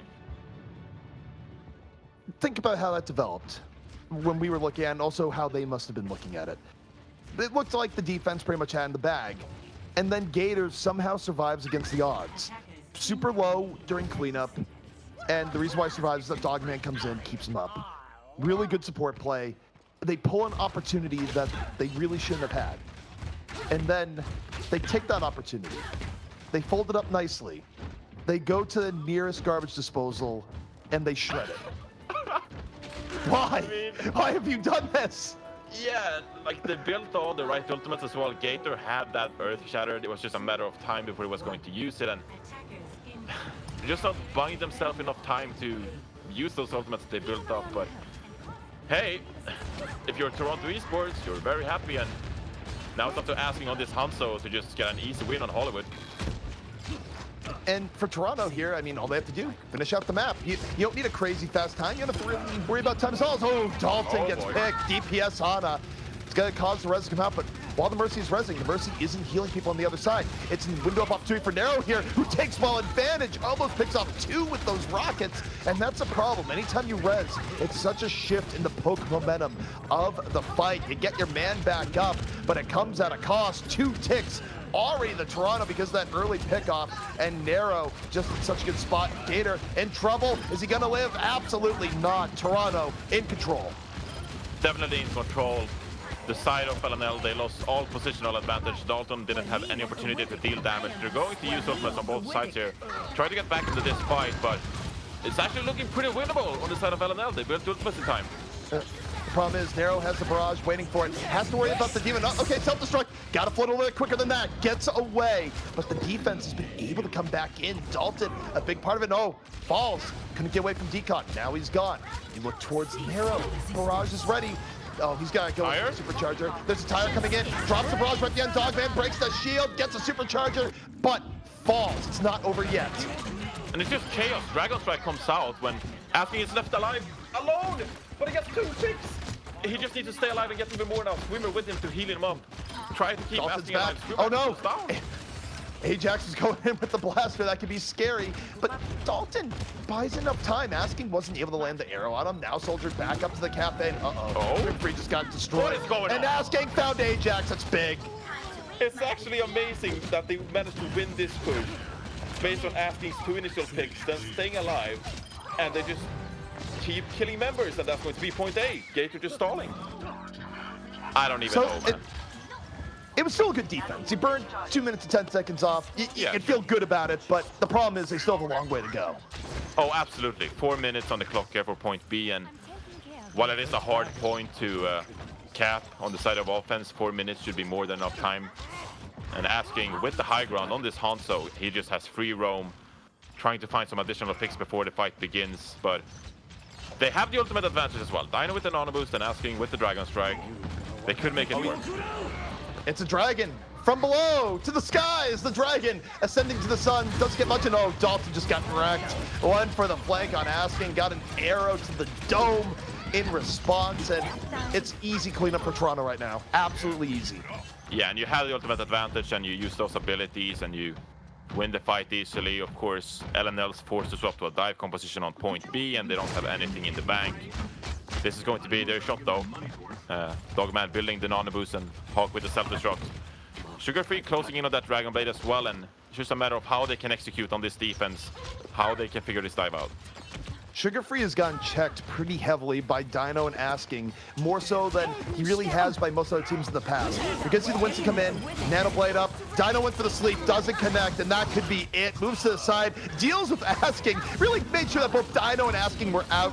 Public enemy number 1 and number 2 for Sugar-Free, and it works out. LNL's gonna hold. Yeah, and that's the core of Toronto Esports gone as well. You find those 12 picks, and there's really no way for Toronto Esports to get back into the fight. Asking going to swap over to the McCree, and we're going to see this Brigitte and McCree composition that we've seen so many times on Hollywood Point B. And now it's just a matter of individual skill. Can Asking once again secure some kills and get some momentum going for Toronto Esports? You know, the funny thing is, normally I see a McCree and I go, oh, okay, team's running McCree. I don't know how I feel about this. It doesn't work out super well. Asking is a McCree you can believe in. It's a McCree where it's not a debate. It's something where he is consistently good. And Toronto, of course, they need to regroup here and stop staggering, but it is a big swap. I mean, they did get staggered there, as you said, and that allows this LNL lineup to build even more ultimates. Dalton's going to have the EMP, and Gator closing in on the Primal Rage. Ajax sitting on the sound barrier, and now you're in a position, if you're LNL, where you can start executing with your ultimates, and it's going to be hard for Toronto Esports to really fend off this dive. Dalton holding on TMP. Now it is going to have to go through the rally. Crackalacken goes up top pretty aggressively, gets hacked, but can get back over to his team. Still pretty okay for the offense here. And Dalton drops TMP, was looking for Zen, and no, not going to get it. Asking the fall, Sugar-Free went to the back, took well advantage, no Dragon Blade required, so the EMP did enough, even without the free Zen pickoff. Yeah, and you only used 1 ultimate at that fight as well. The side of LNL are going to have 5 ultimates with 1 minute 20 on the clock, and it's going to be so hard for this Toronto Esports lineup to break this incredible defense with such a solid ultimate economy. If Nero had the rally, that armor could have certainly helped, but instead, it's just going to be Swimmer closing on the Valkyrie and Asking with this Peacekeeper trying to find those picks onto the dive. Remember what LNL is fighting for here is a chance to even up the series 2-2. It's a best of 7. They want this to go the distance, sugar-free. Holding on to the blade here in a very, very good spot. High ground, a lot of options. And now the Winston, leap down, sugar-free, waiting, just biding his time. A lot of patience before they actually invest. They need to wait for Gator here on the Winston. He's out of position. That's going to allow Krakenlang to use the self-destruct. So, actually, the side of Toronto Esports looking to go aggressive here. Nice! Based on his positioning. Huge Deadeye. Deadeye. It got 2, and now sugar-free was getting ready to use the blade. Not going to do it when you're down 2 members. Not a good spot. But they have another fight, CP. There's going to be one final fight on this point B with 20 seconds remaining. This is the decider of this Hollywood game. Can sugar-free get a good nano blade with Ajax Sound Barrier, or will Asking and Nero shut him down? He needs Gator to make room. Gator has to be the disruption here. Nano blade out, sugar-free. Moving in, slapped! Absolutely slapped, Dino, you beautiful Ana, fantastic! I can't believe you're saying, oh, sugar-free, gets woken up, goes in, picks up 3. You can't wake him up there! Why'd you do that? No! What a play towards the end! Oh. All right, it's 2-2. We're going the distance. LNL evening up the score. Wow. Why'd you wake him again? Why'd you wake him up? Oh, man. Does he get play of the game? That would have been sick. Oh, maybe. no. I mean, he had a lot of good blades. It could be anything. But it is. Oh, who did it? Who did it? Who done it? I think maybe. No, I don't wanna assume that could look bad for the players. We don't know really who it was, but anyway, that was a yikes, CP. So many yikes, this Hollywood map. When the play of the game starts with you sleeping from a fresh sleep and you turn it into play of the game, someone done goofed is the easiest way to say, like, should not happen. And you can tell it was an accident as well, because he only took like 1 or 3 damage off the sleep as well. So someone dealing very little damage just managed to wake him up, and that's going to be the end of Toronto Esports on Hollywood. And that has to sting, because you have such a good defense of your own, and you just can't win it, you know? That's disheartening, really. Yeah. That was something. And it's been so many plays this series where it's just been miscommunication or stepping off the payload or waking up a nano Genji, and it really just makes all the difference. So now we're in a position where it's 2-2 in this best of 7, and really no indication as to what team has the momentum or is the stronger one. Johnny, I just need to let you know I had to drop some spice in chat. Ajax said, instead of a map pick, can we just disable Dino Sleep? And I just had to let them know his own team did that. It's fine, Ajax. They're already on it.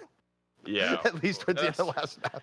I mean, it was a very hard defense for Toronto Esports to break, because I mentioned 1 minute, 20 seconds remaining, and LNL sitting on 5 ultimates. That's when they really should fortify and solidify that defense. But Toronto Esports, they had an opportunity, and they just wake up. A nano-bladed Genji. You know me, CP. I don't accept these mistakes. You know? No. Nor should you. I'm too literal. No excuses. I don't care about ping, jet lag. It's an online tournament. Delays, whatever. No excuses. You woke up a nano Genji, and that is going to be your demise. Yeah, pretty much. But so I love seeing the reaction. People are like, why do you sound sad? I'm sad because that was a great sleep dart. I want to see great plays executed. I don't want to see sleeps get broken. That's bad Overwatch. It's hilarious, but what do you want from me? What do you want from us? It's hilarious if you're LNL, that's for sure. I guess they're smiling and are happy about it. And oof. It's just rough, man. It's just the grand finals. We want a peak level of Overwatch. And this happens, which brings entertainment, by the way. Very entertaining series, because it just keeps going either way based on stepping off the payload or waking up Nano Genji. So, you know, credit to the players for making a fun game out of it with a lot of entertainment and mistakes. Thank you, guys. So I do need the note here. Our 5th map that we're heading to is Route 66. It is also not an assault map, and I have to go look, but I think after this we have to go assault. I don't think we played Ilios yet, though, actually. We haven't played Ilios, so Okay. if one team wins Route 66, we'll go to Ilios. But if we go to a 7th map, It has to be Assault. It has to be Assault. They have no other options. Like, they can't get out of it. They have to go to Assault. And really, there's Volskaya Industries, Temple of Anubis, and Hanamura in the map pool. So it's not like you're forced onto one Assault map. You really can pick between 3 of them. So no excuses really if you're worse at Assault maps. All right, so we're getting I don't know. Route 66. That's far away though. That's like 2 maps away, is. but we're still excited about it for some reason. Yes. We're getting into Route 66. And on the defense here, it is an oldie. It's a goodie. It's still good for different reasons, but Gizzy Sombra out here on the defense where, okay, you might not have the EMP every fight like old school Route 66, but health pack control is still pretty good. Oh, yeah, absolutely. And going back down memory lane, of course, you used to build EMPs by using those health packs, but still denying those health packs with the hack can be equally useful. And it comes down to Dalton here on the defense to really make use of those health packs for his tanks and to build that EMP and Nanoblade. That's going to be the win condition for this LNL side, who is playing a very aggressive defense. Not really what you usually see on Route 66, but you can make it work with enough individual skill. Sugar Free just gonna open up here, deflect into the Diva, dash on in with the rest of his team, and it's an effective dive. They catch Asking off guard, they deal with the Widowmaker threat, and now it's time to back out a bit. You've made them use the res, you haven't lost anyone. All right, they're gonna go back in now again. you're giving up Bionatic Crack early DMAC. So they're going back over, Asking still with room, but so far has only been hitting bodies, hasn't been hitting heads. We'll see just what he can do here. Sugar Free, though, finish off the baby, and this is super aggressive from LNL. Oh, absolutely, and it comes down to holding that corner. You don't want to allow Asking on the Widowmaker to get any space whatsoever, so you're going to see Asking move forward on the Widowmaker. Actually has some line of sight on Dogman, but it's always going to be LNL with the aggression, forcing Asking back, and here comes Sugar Free. Early Nanoblade, because you know you can get away with it. Okay, Sugar Free got super juked. He thought he had Asking, and then Asking was gone. Nero says, this is how you use the blade. Toronto able to make a good one out of that, and that will finally give them what they need to start pushing forward. But that's a huge read from Asking on the Widowmaker as well, because he acknowledges that LNL has that Nanoblade up, and he starts moving back before the fight even begins. And as Sugar Free comes dashing in, he utilizes that grapple hook to get away from the fight. And just great play from Asking. And now he's going to have the positional advantage on top of the gas station. And it just comes down to, can he find the picks required, or can Dalton enable LNL with this EMP? And the sightlines on Route 66 are such that a Widow really can take control of the map. Asking, though, not able to get the shot there. Looking to Sugar Free. Sugar Free not looking at him and his opportunity, but opportunity perhaps might have passed. Sugar Free was able to dive in, find Dino, and Asking just looking for a way back into this as the defense is starting to reestablish presence here on point A. Gator, though, a little bit deep. Sugar Free deep as well. And Toronto now can start swinging this back over. Yeah, they just can't deal with Asking. He's still alive, and he's just getting so much support from his teams. But LNL, they're still in this. They're going to use the sound barrier, try to stay alive on this payload. Dalton is flanking around in the Sombras, going to try to shut down Asking. But Infrasight is used, and so Dalton is going to be exposed. And now it's just a matter of LNL. Can they sustain on the payload and buy enough time for those ultimates to come back online? Dalton certainly thinks so, and LNL able to survive here, even in some rough situations. Gonna see the early hack on the Narrow. Nice help from Dalton. Fall through, might not be there, but LNL, again, they're not making this an easy attack here for the offense. Narrow, though, gonna bring out the blade. Oh! It wasn't slept, but it was close. Moves in, Nano goes forward, gets Hawk, and that's enough there from Narrow. Oh, absolutely, and when you have a Nanoblade coming out, alongside a Widowmaker, that just gives so much room to the Widowmaker as well to find those picks. So Nero cleans up with the Nanoblade, as well as Asking on the Tracer. Doing work really with a huge aggressive dive composition, and they're going to stick to this Tracer and Sombra composition as well, where it can be pretty rough, especially on point B here of Route 66 to find those good angles. But applying a lot of pressure to the front line here with Hawk already down to half HP. LNL, meanwhile, looking for a little bit of stability here. They've done a super good job being aggressive. Sugar Free, coming out Winston in his face, back out, wait for his opportunity. Meanwhile, Dogman ready to boost and let him on in. Sugar Free coming in, Nano Boost up, easy, moving on forward. They get Dino, gonna D-Mech the Diva. Not the most explosive of blades, but again, it's good enough. Asking might have gotten Dogman, but it's not gonna matter so much when LNL is controlling the pace the way they are. Ajax, bit of trouble. Oh, unable to get away. Asking finishes with the Winston starts, but it's still a better fight for LNL. It is still a better fight for them, and they utilize that Nano Blade to gain positional advantage and really solidifying this defense here. But still, as long as this Tracer is alive on Asking and using Nero's hacks and Decode's ability to make space, there is a big threat for this defense, and we're going to see the dive coming in very soon with Nero wrapping around on the flank on the Sombra.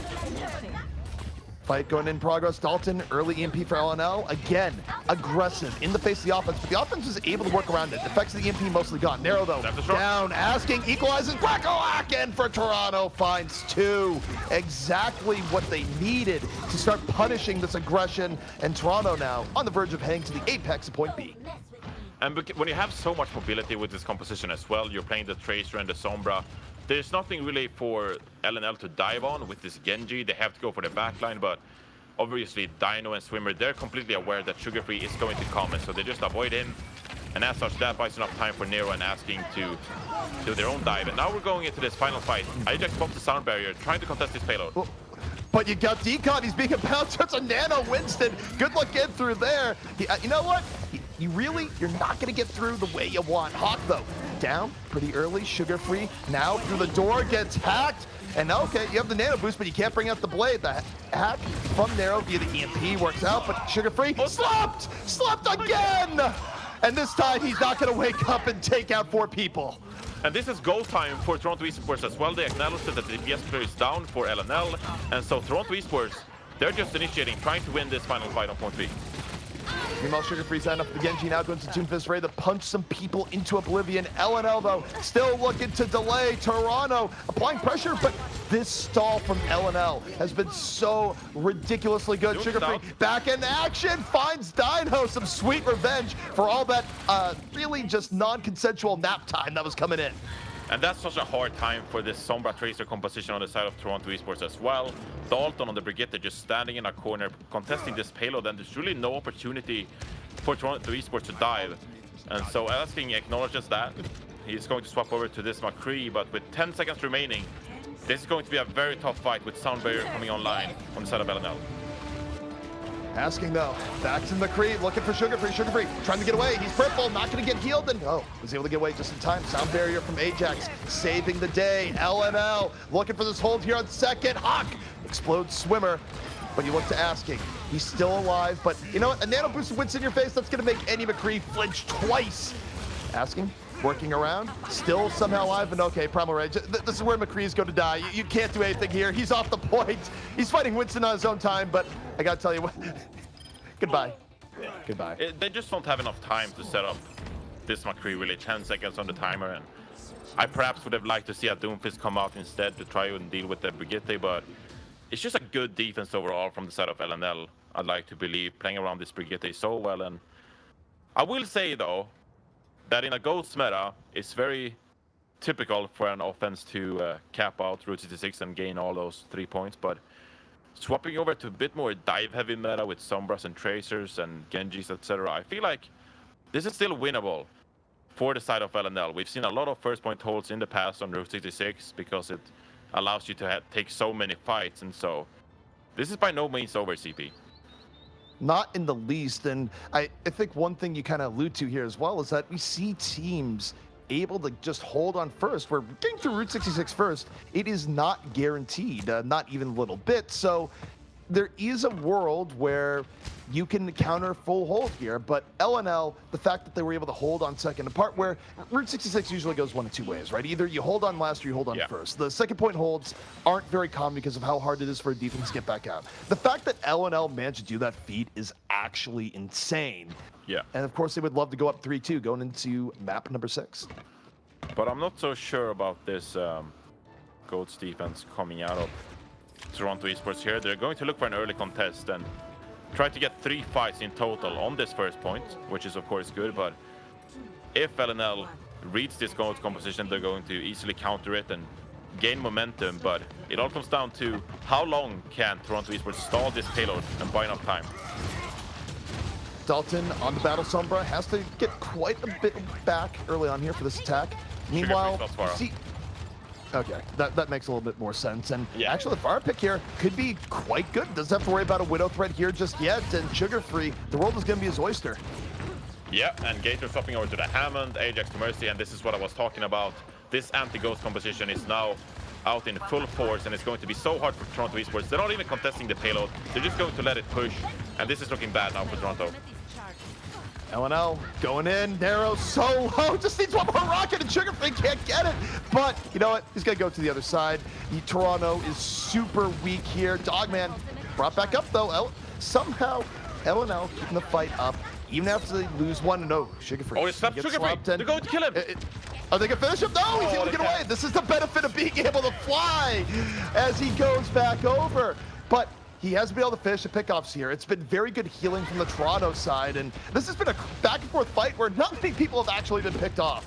And now we're down to 2 fights as well. Deacon's going to rush in with the nano boost, but Gator just rolling away. Sugar Free with the barrage, nano boosted, and this is the fight for LNL that they needed.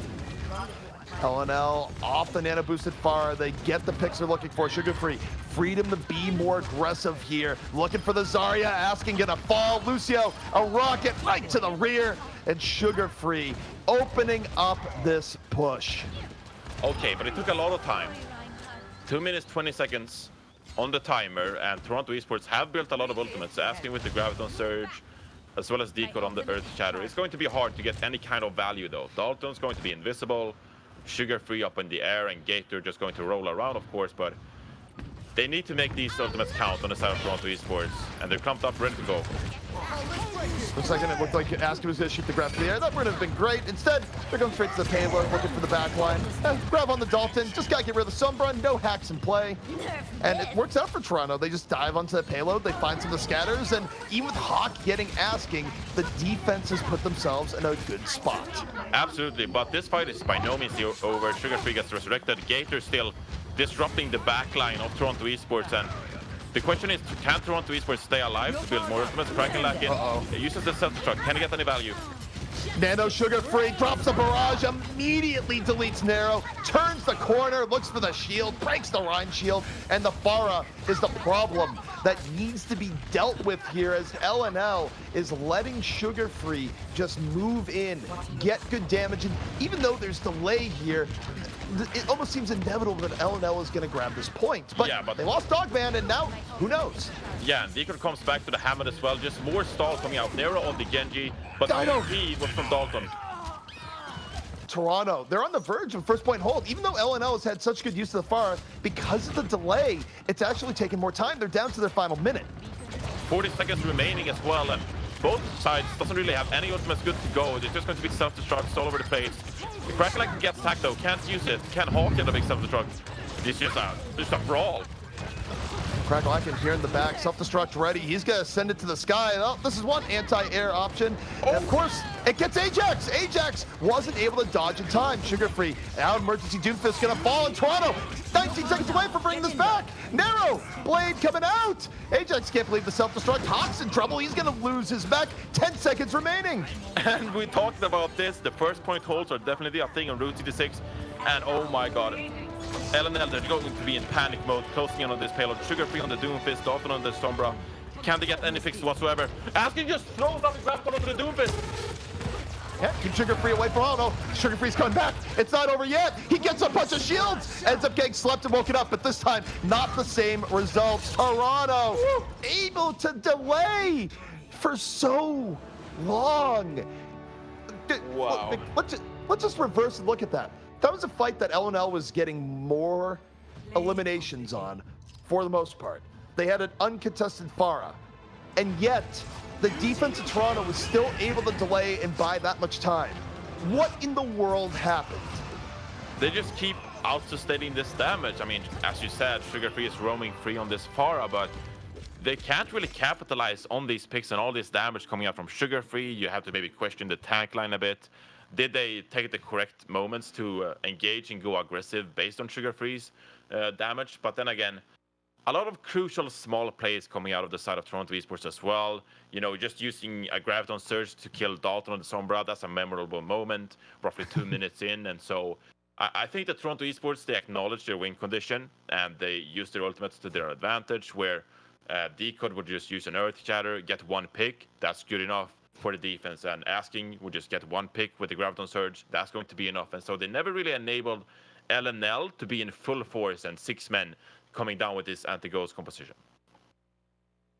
Very cool stuff that we saw there. And now we kind of have to look at the next map situation, where this has been the most entertaining metagame here, where we've just been seeing teams express map preference in a way that we haven't seen for tournaments in a while. And by process of elimination, there's 4 maps left in the pool.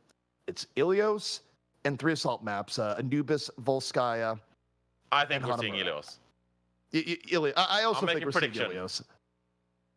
But LNL, sorry, it is Toronto's map pick here, by the way, because this is not a loser. This is actually, it's traded out.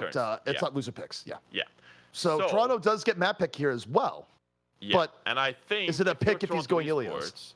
I think we might actually see Volskaya Industries. They haven't decided yet. Asking has great hit scan capabilities, and even a Hanzo could come into play. And given that Volskaya Industries is a bit more of a passive assault map, I think that maybe favors Toronto Esports.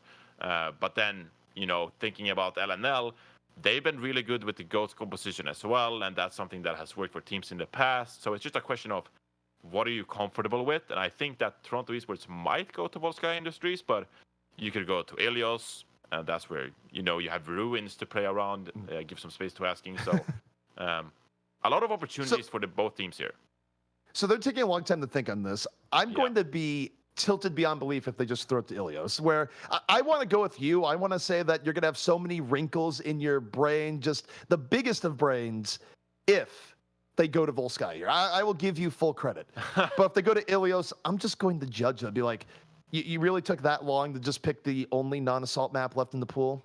Okay, it's 3 assault maps left. You have to open up some Google documents and see the win rates across all scrims. It's a lot of thonking going on, maybe some statistics being thrown around, and we'll see if they pick an assault map.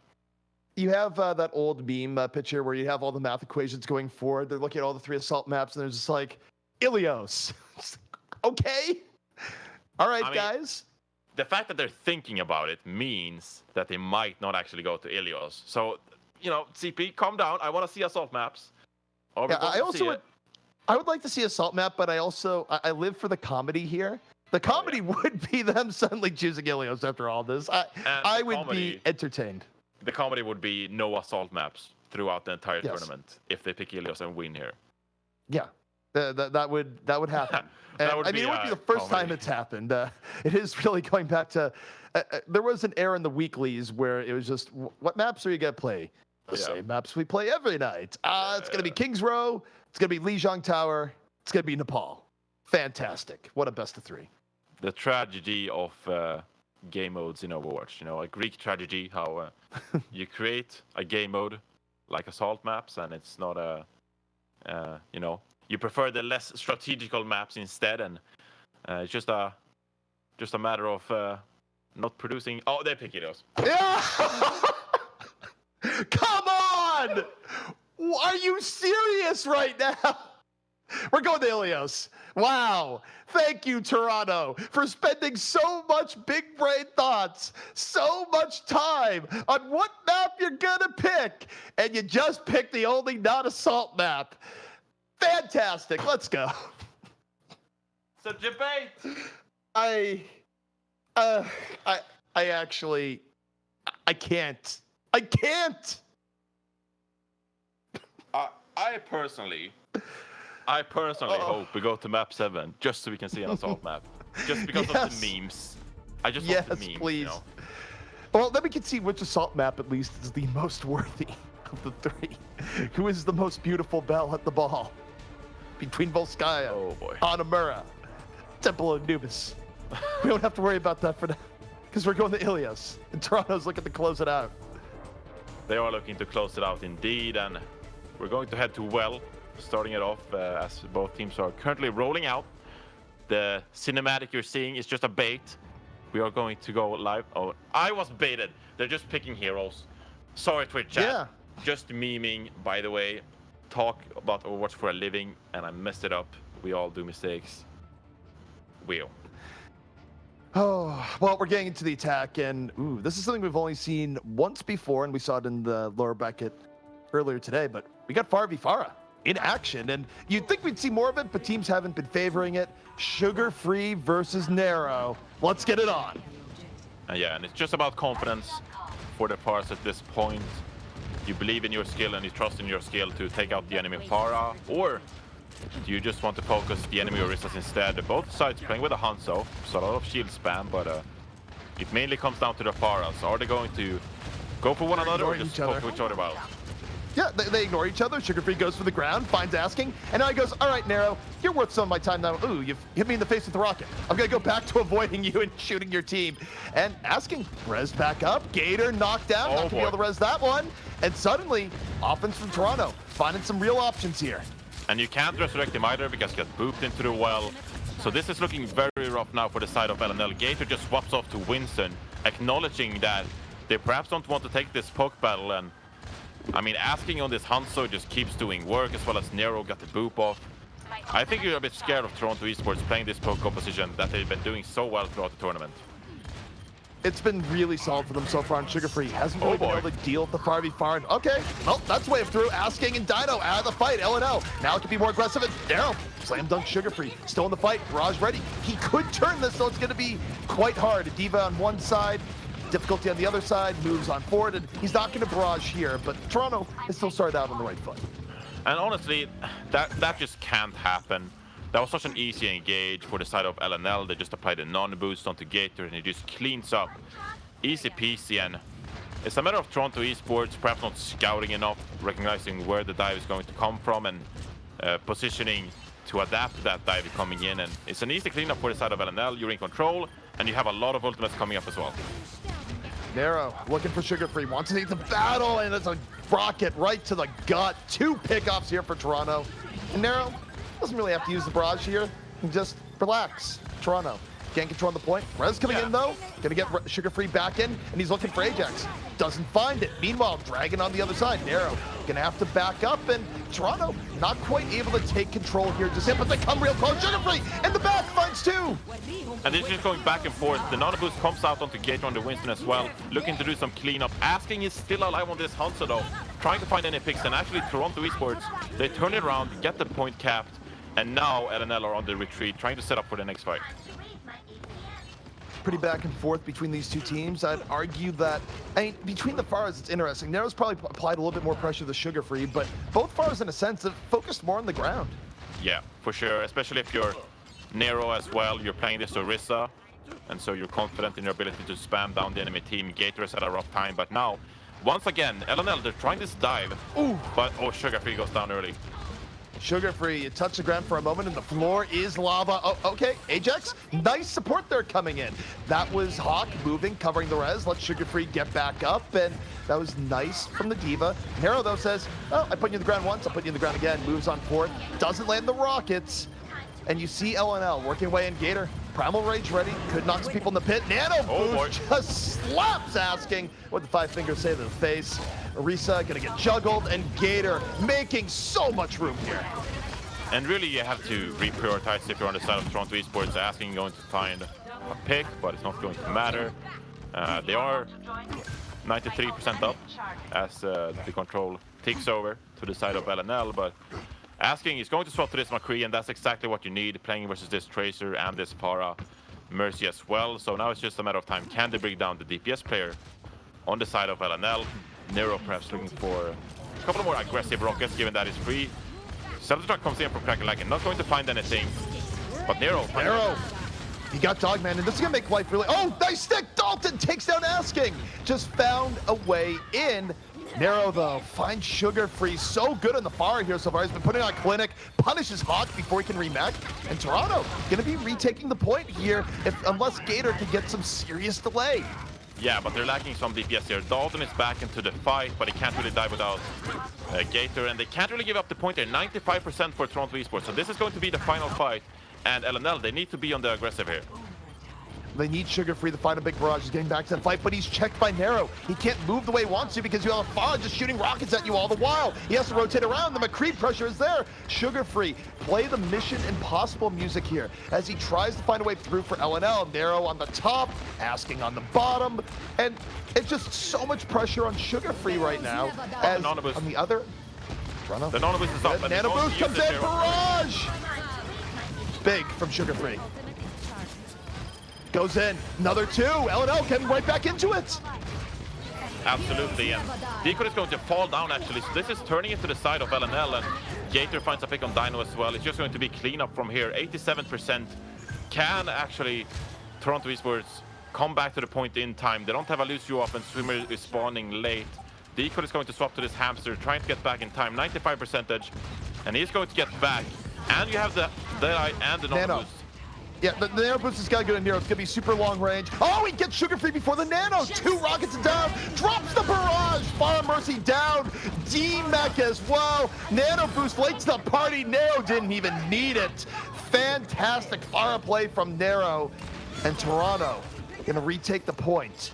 And they're 1 round away. Wait, hang on. Gator says, wait, it's not over yet. Nah, now it's over. Round 1. 1 round away from being your beat champions. Yeah, and it was good stall from Decod on the Hammond, swapping late and coming back to give Nero enough time on the Farah to find those picks as well, and really throughout that point it was great Farah play coming out from both Sugar Free and Nero, but Nero going to come out ahead towards the tail end of it. And also, when you have a player like Asking on your side, you can adapt and flex over to that McCree so easily to shut down the Tracer and the Farah Mercy combo. So great play coming up from Toronto Esports, but it was very close. Both teams reaching 99%, and it's going to be a even closer, I believe, Ruin side here with Asking on the Widowmaker, but Dalton and Sugar Free opting to go aggressive with this Tracer and Sombra duo.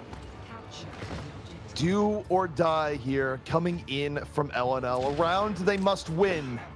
They want to bring this to a 7th and final map. They want Assault to ever be played. They need to win. Yes, and Sugar Free is going to set up a big flank. Given that they don't have a div on the side of LNL, they're going to play a bit more safe, not taking any damage. Gator's going to be prodding on this Winston. Finds a crack in Lakin. Nice. Asking finds a pick onto Hawk. That was a very short moment. Finds a headshot onto Brigida. Toronto giving themselves a 6-on-5 opportunity. Asking, though, under heavy pressure. LNL, they know who they have to deal with to make this work, but it's an overdive. Yeah, Asking falls, but the collateral damage, it's too much.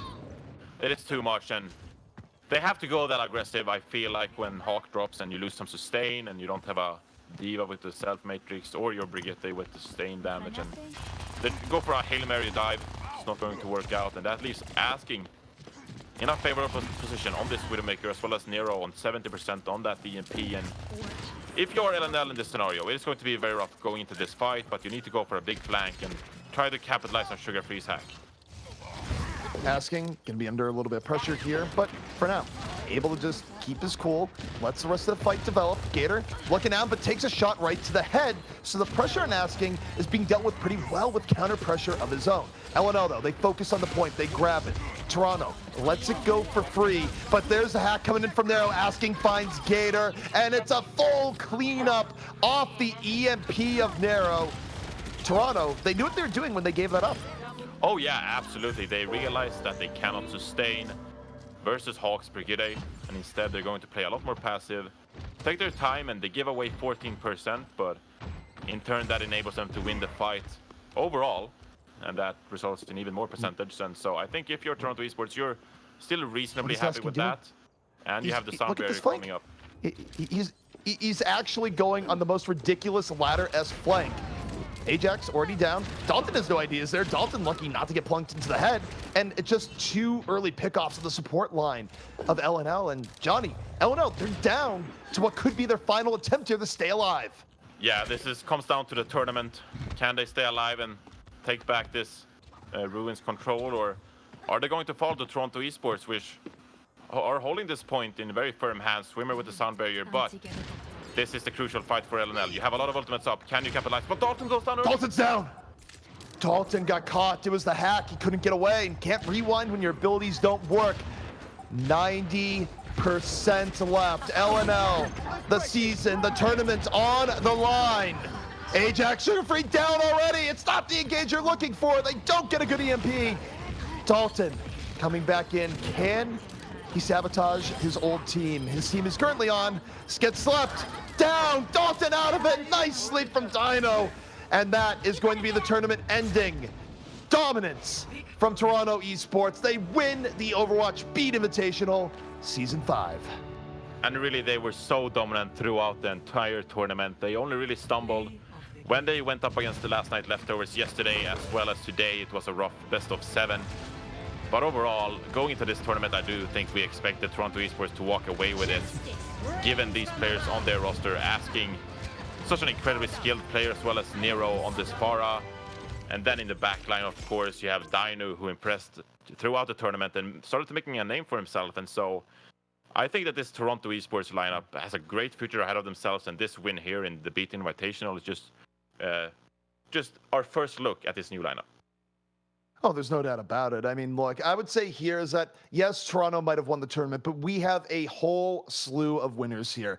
I say that really LNL won by putting on a great showing where they had to have Dalton stand in last minute. Dalton won by proving that he could play at a high level where he was looking at being a backup all season. Now, who knows where his future is going to go? The fans won by seeing some great gameplay all weekend long. The casters won because we got the privilege of casting this great gameplay all weekend long. Really, the only thing that lost here were assault maps. No one wanted to play assault maps all weekend long. So assault maps, Temple of Anubis, Volskaya, Hanamura, you were the true losers here. But speaking of winning, let's take a look at some of these replays. Yeah, let's take a look at some of these pre-plays. That's a 5-man setup destruct coming out of Hawk. Probably the play of the tournament in my mind. I know that my lungs suffered from screaming out at that big play. And overall, I think we saw some very impressive play, especially in this grand final, with both teams really delivering and showing what North America has to give here in the Tier 2 scene. And it's cool to see as well because a lot of these teams did have to deal with pretty substantial changes, right? Where so many players that a lot of these teams used to play with, they got called up to OWL. And you kind of have the double pain of you've now lost one of your best teammates, and also you yourself were called up to OWL. So you're going through a lot of things mentally at that point. But still, these are great Overwatch players. They find a way to adapt and not only put on a good show, but improve themselves. Oh, yeah, absolutely. And then again, we have to give a reminder that a lot of these teams, they just started playing with each other and completed tryouts. And so it's not the best team play and team synergy display, but certainly the individual performances there. All of these teams are just going to improve as we move forward and get into the next season of Contenders. No doubt. And I will say here, we now have to do our final thank yous and goodbyes. And I'm regretting not inviting Hex onto the stream here, where I know he was really busy this weekend and could make the cast. Well, no, just post-game sellout, where how great would it be to have Hex come onto the stream and do the sellout where he's like, guys, I was pretty busy this weekend, but let me drop in and be the hero you desire. But you know what? I'm just going to have to do my best Hex impression. Let me channel all of Hex's life views a bit. All right, guys, you know what?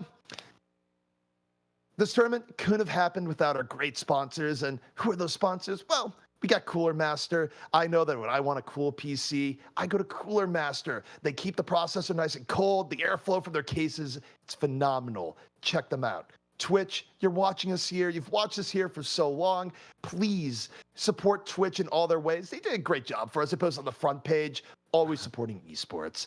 You can go to Sennheiser. Their headphones are fantastic. Life is full of misery, but you know what isn't miserable? Listening to some great tunes from an even better pair of headphones. Sennheiser, they're the ones that can do that for you. Check them out. Plex Store. Sometimes life, you need to be fast, and if you have a bad hard drive, it's not going to happen. Plex Store, they got your back. They're not going to let it happen. Plex Store, with their SSDs, give you the speed you need to survive in 2018. And then you have ViewSonic. ViewSonic, where, again, you spend a lot of time at your computer. At the very least, you should be looking at something that is crisp and high definition. ViewSonic, let them help you. They got your back. And last but not least here, Johnny, I'm going to let you take it away.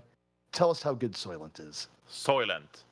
When you love the soy and you want to drink at your PC, and instead of making a meal, you can just queue into ranked, and when you pick your hero, you can just have a meal replacement, and you're good to go. You don't have to worry about cooking dinner. Now you can just drink Soylent and you can get all the nutrition you need, your daily needs, and you can keep playing Overwatch. There you go. Sellout confirmed. Absolutely beautiful. Well, we've said our thank yous, of course. Got to say thank you to the production staff for making this happen. Thank you to Bill from Beat, Dashner, our fantastic observer. These are guys supporting the Tier 2 scene for a long time, and it couldn't have happened without them. Thank you, of course, to the fans. You guys, of course. We don't have a show if you're not here watching. And also, I got to say, Johnny, thank you so much for coming in and casting this weekend. I know it was new territory for you, but I think you killed it. It was entertaining, and always appreciate the insight. Hey, thank you for bringing me on. You're mentoring me. You're mentoring Jake as well. You got a bit of a gig going on here, so I really appreciate stopping by, and I hope Twitch chat is happy with my casting as well. It's my first time, and I might not be the most polished or bring the most historical references like Mitch Leslie, but I'm trying. So hopefully I provided something to this broadcast. Thank you for letting me stop by. Absolutely. Well, guys, that's going to do it for us here in Season 5. We'll see you soon in the future. Thanks for tuning in, and we'll catch you next time.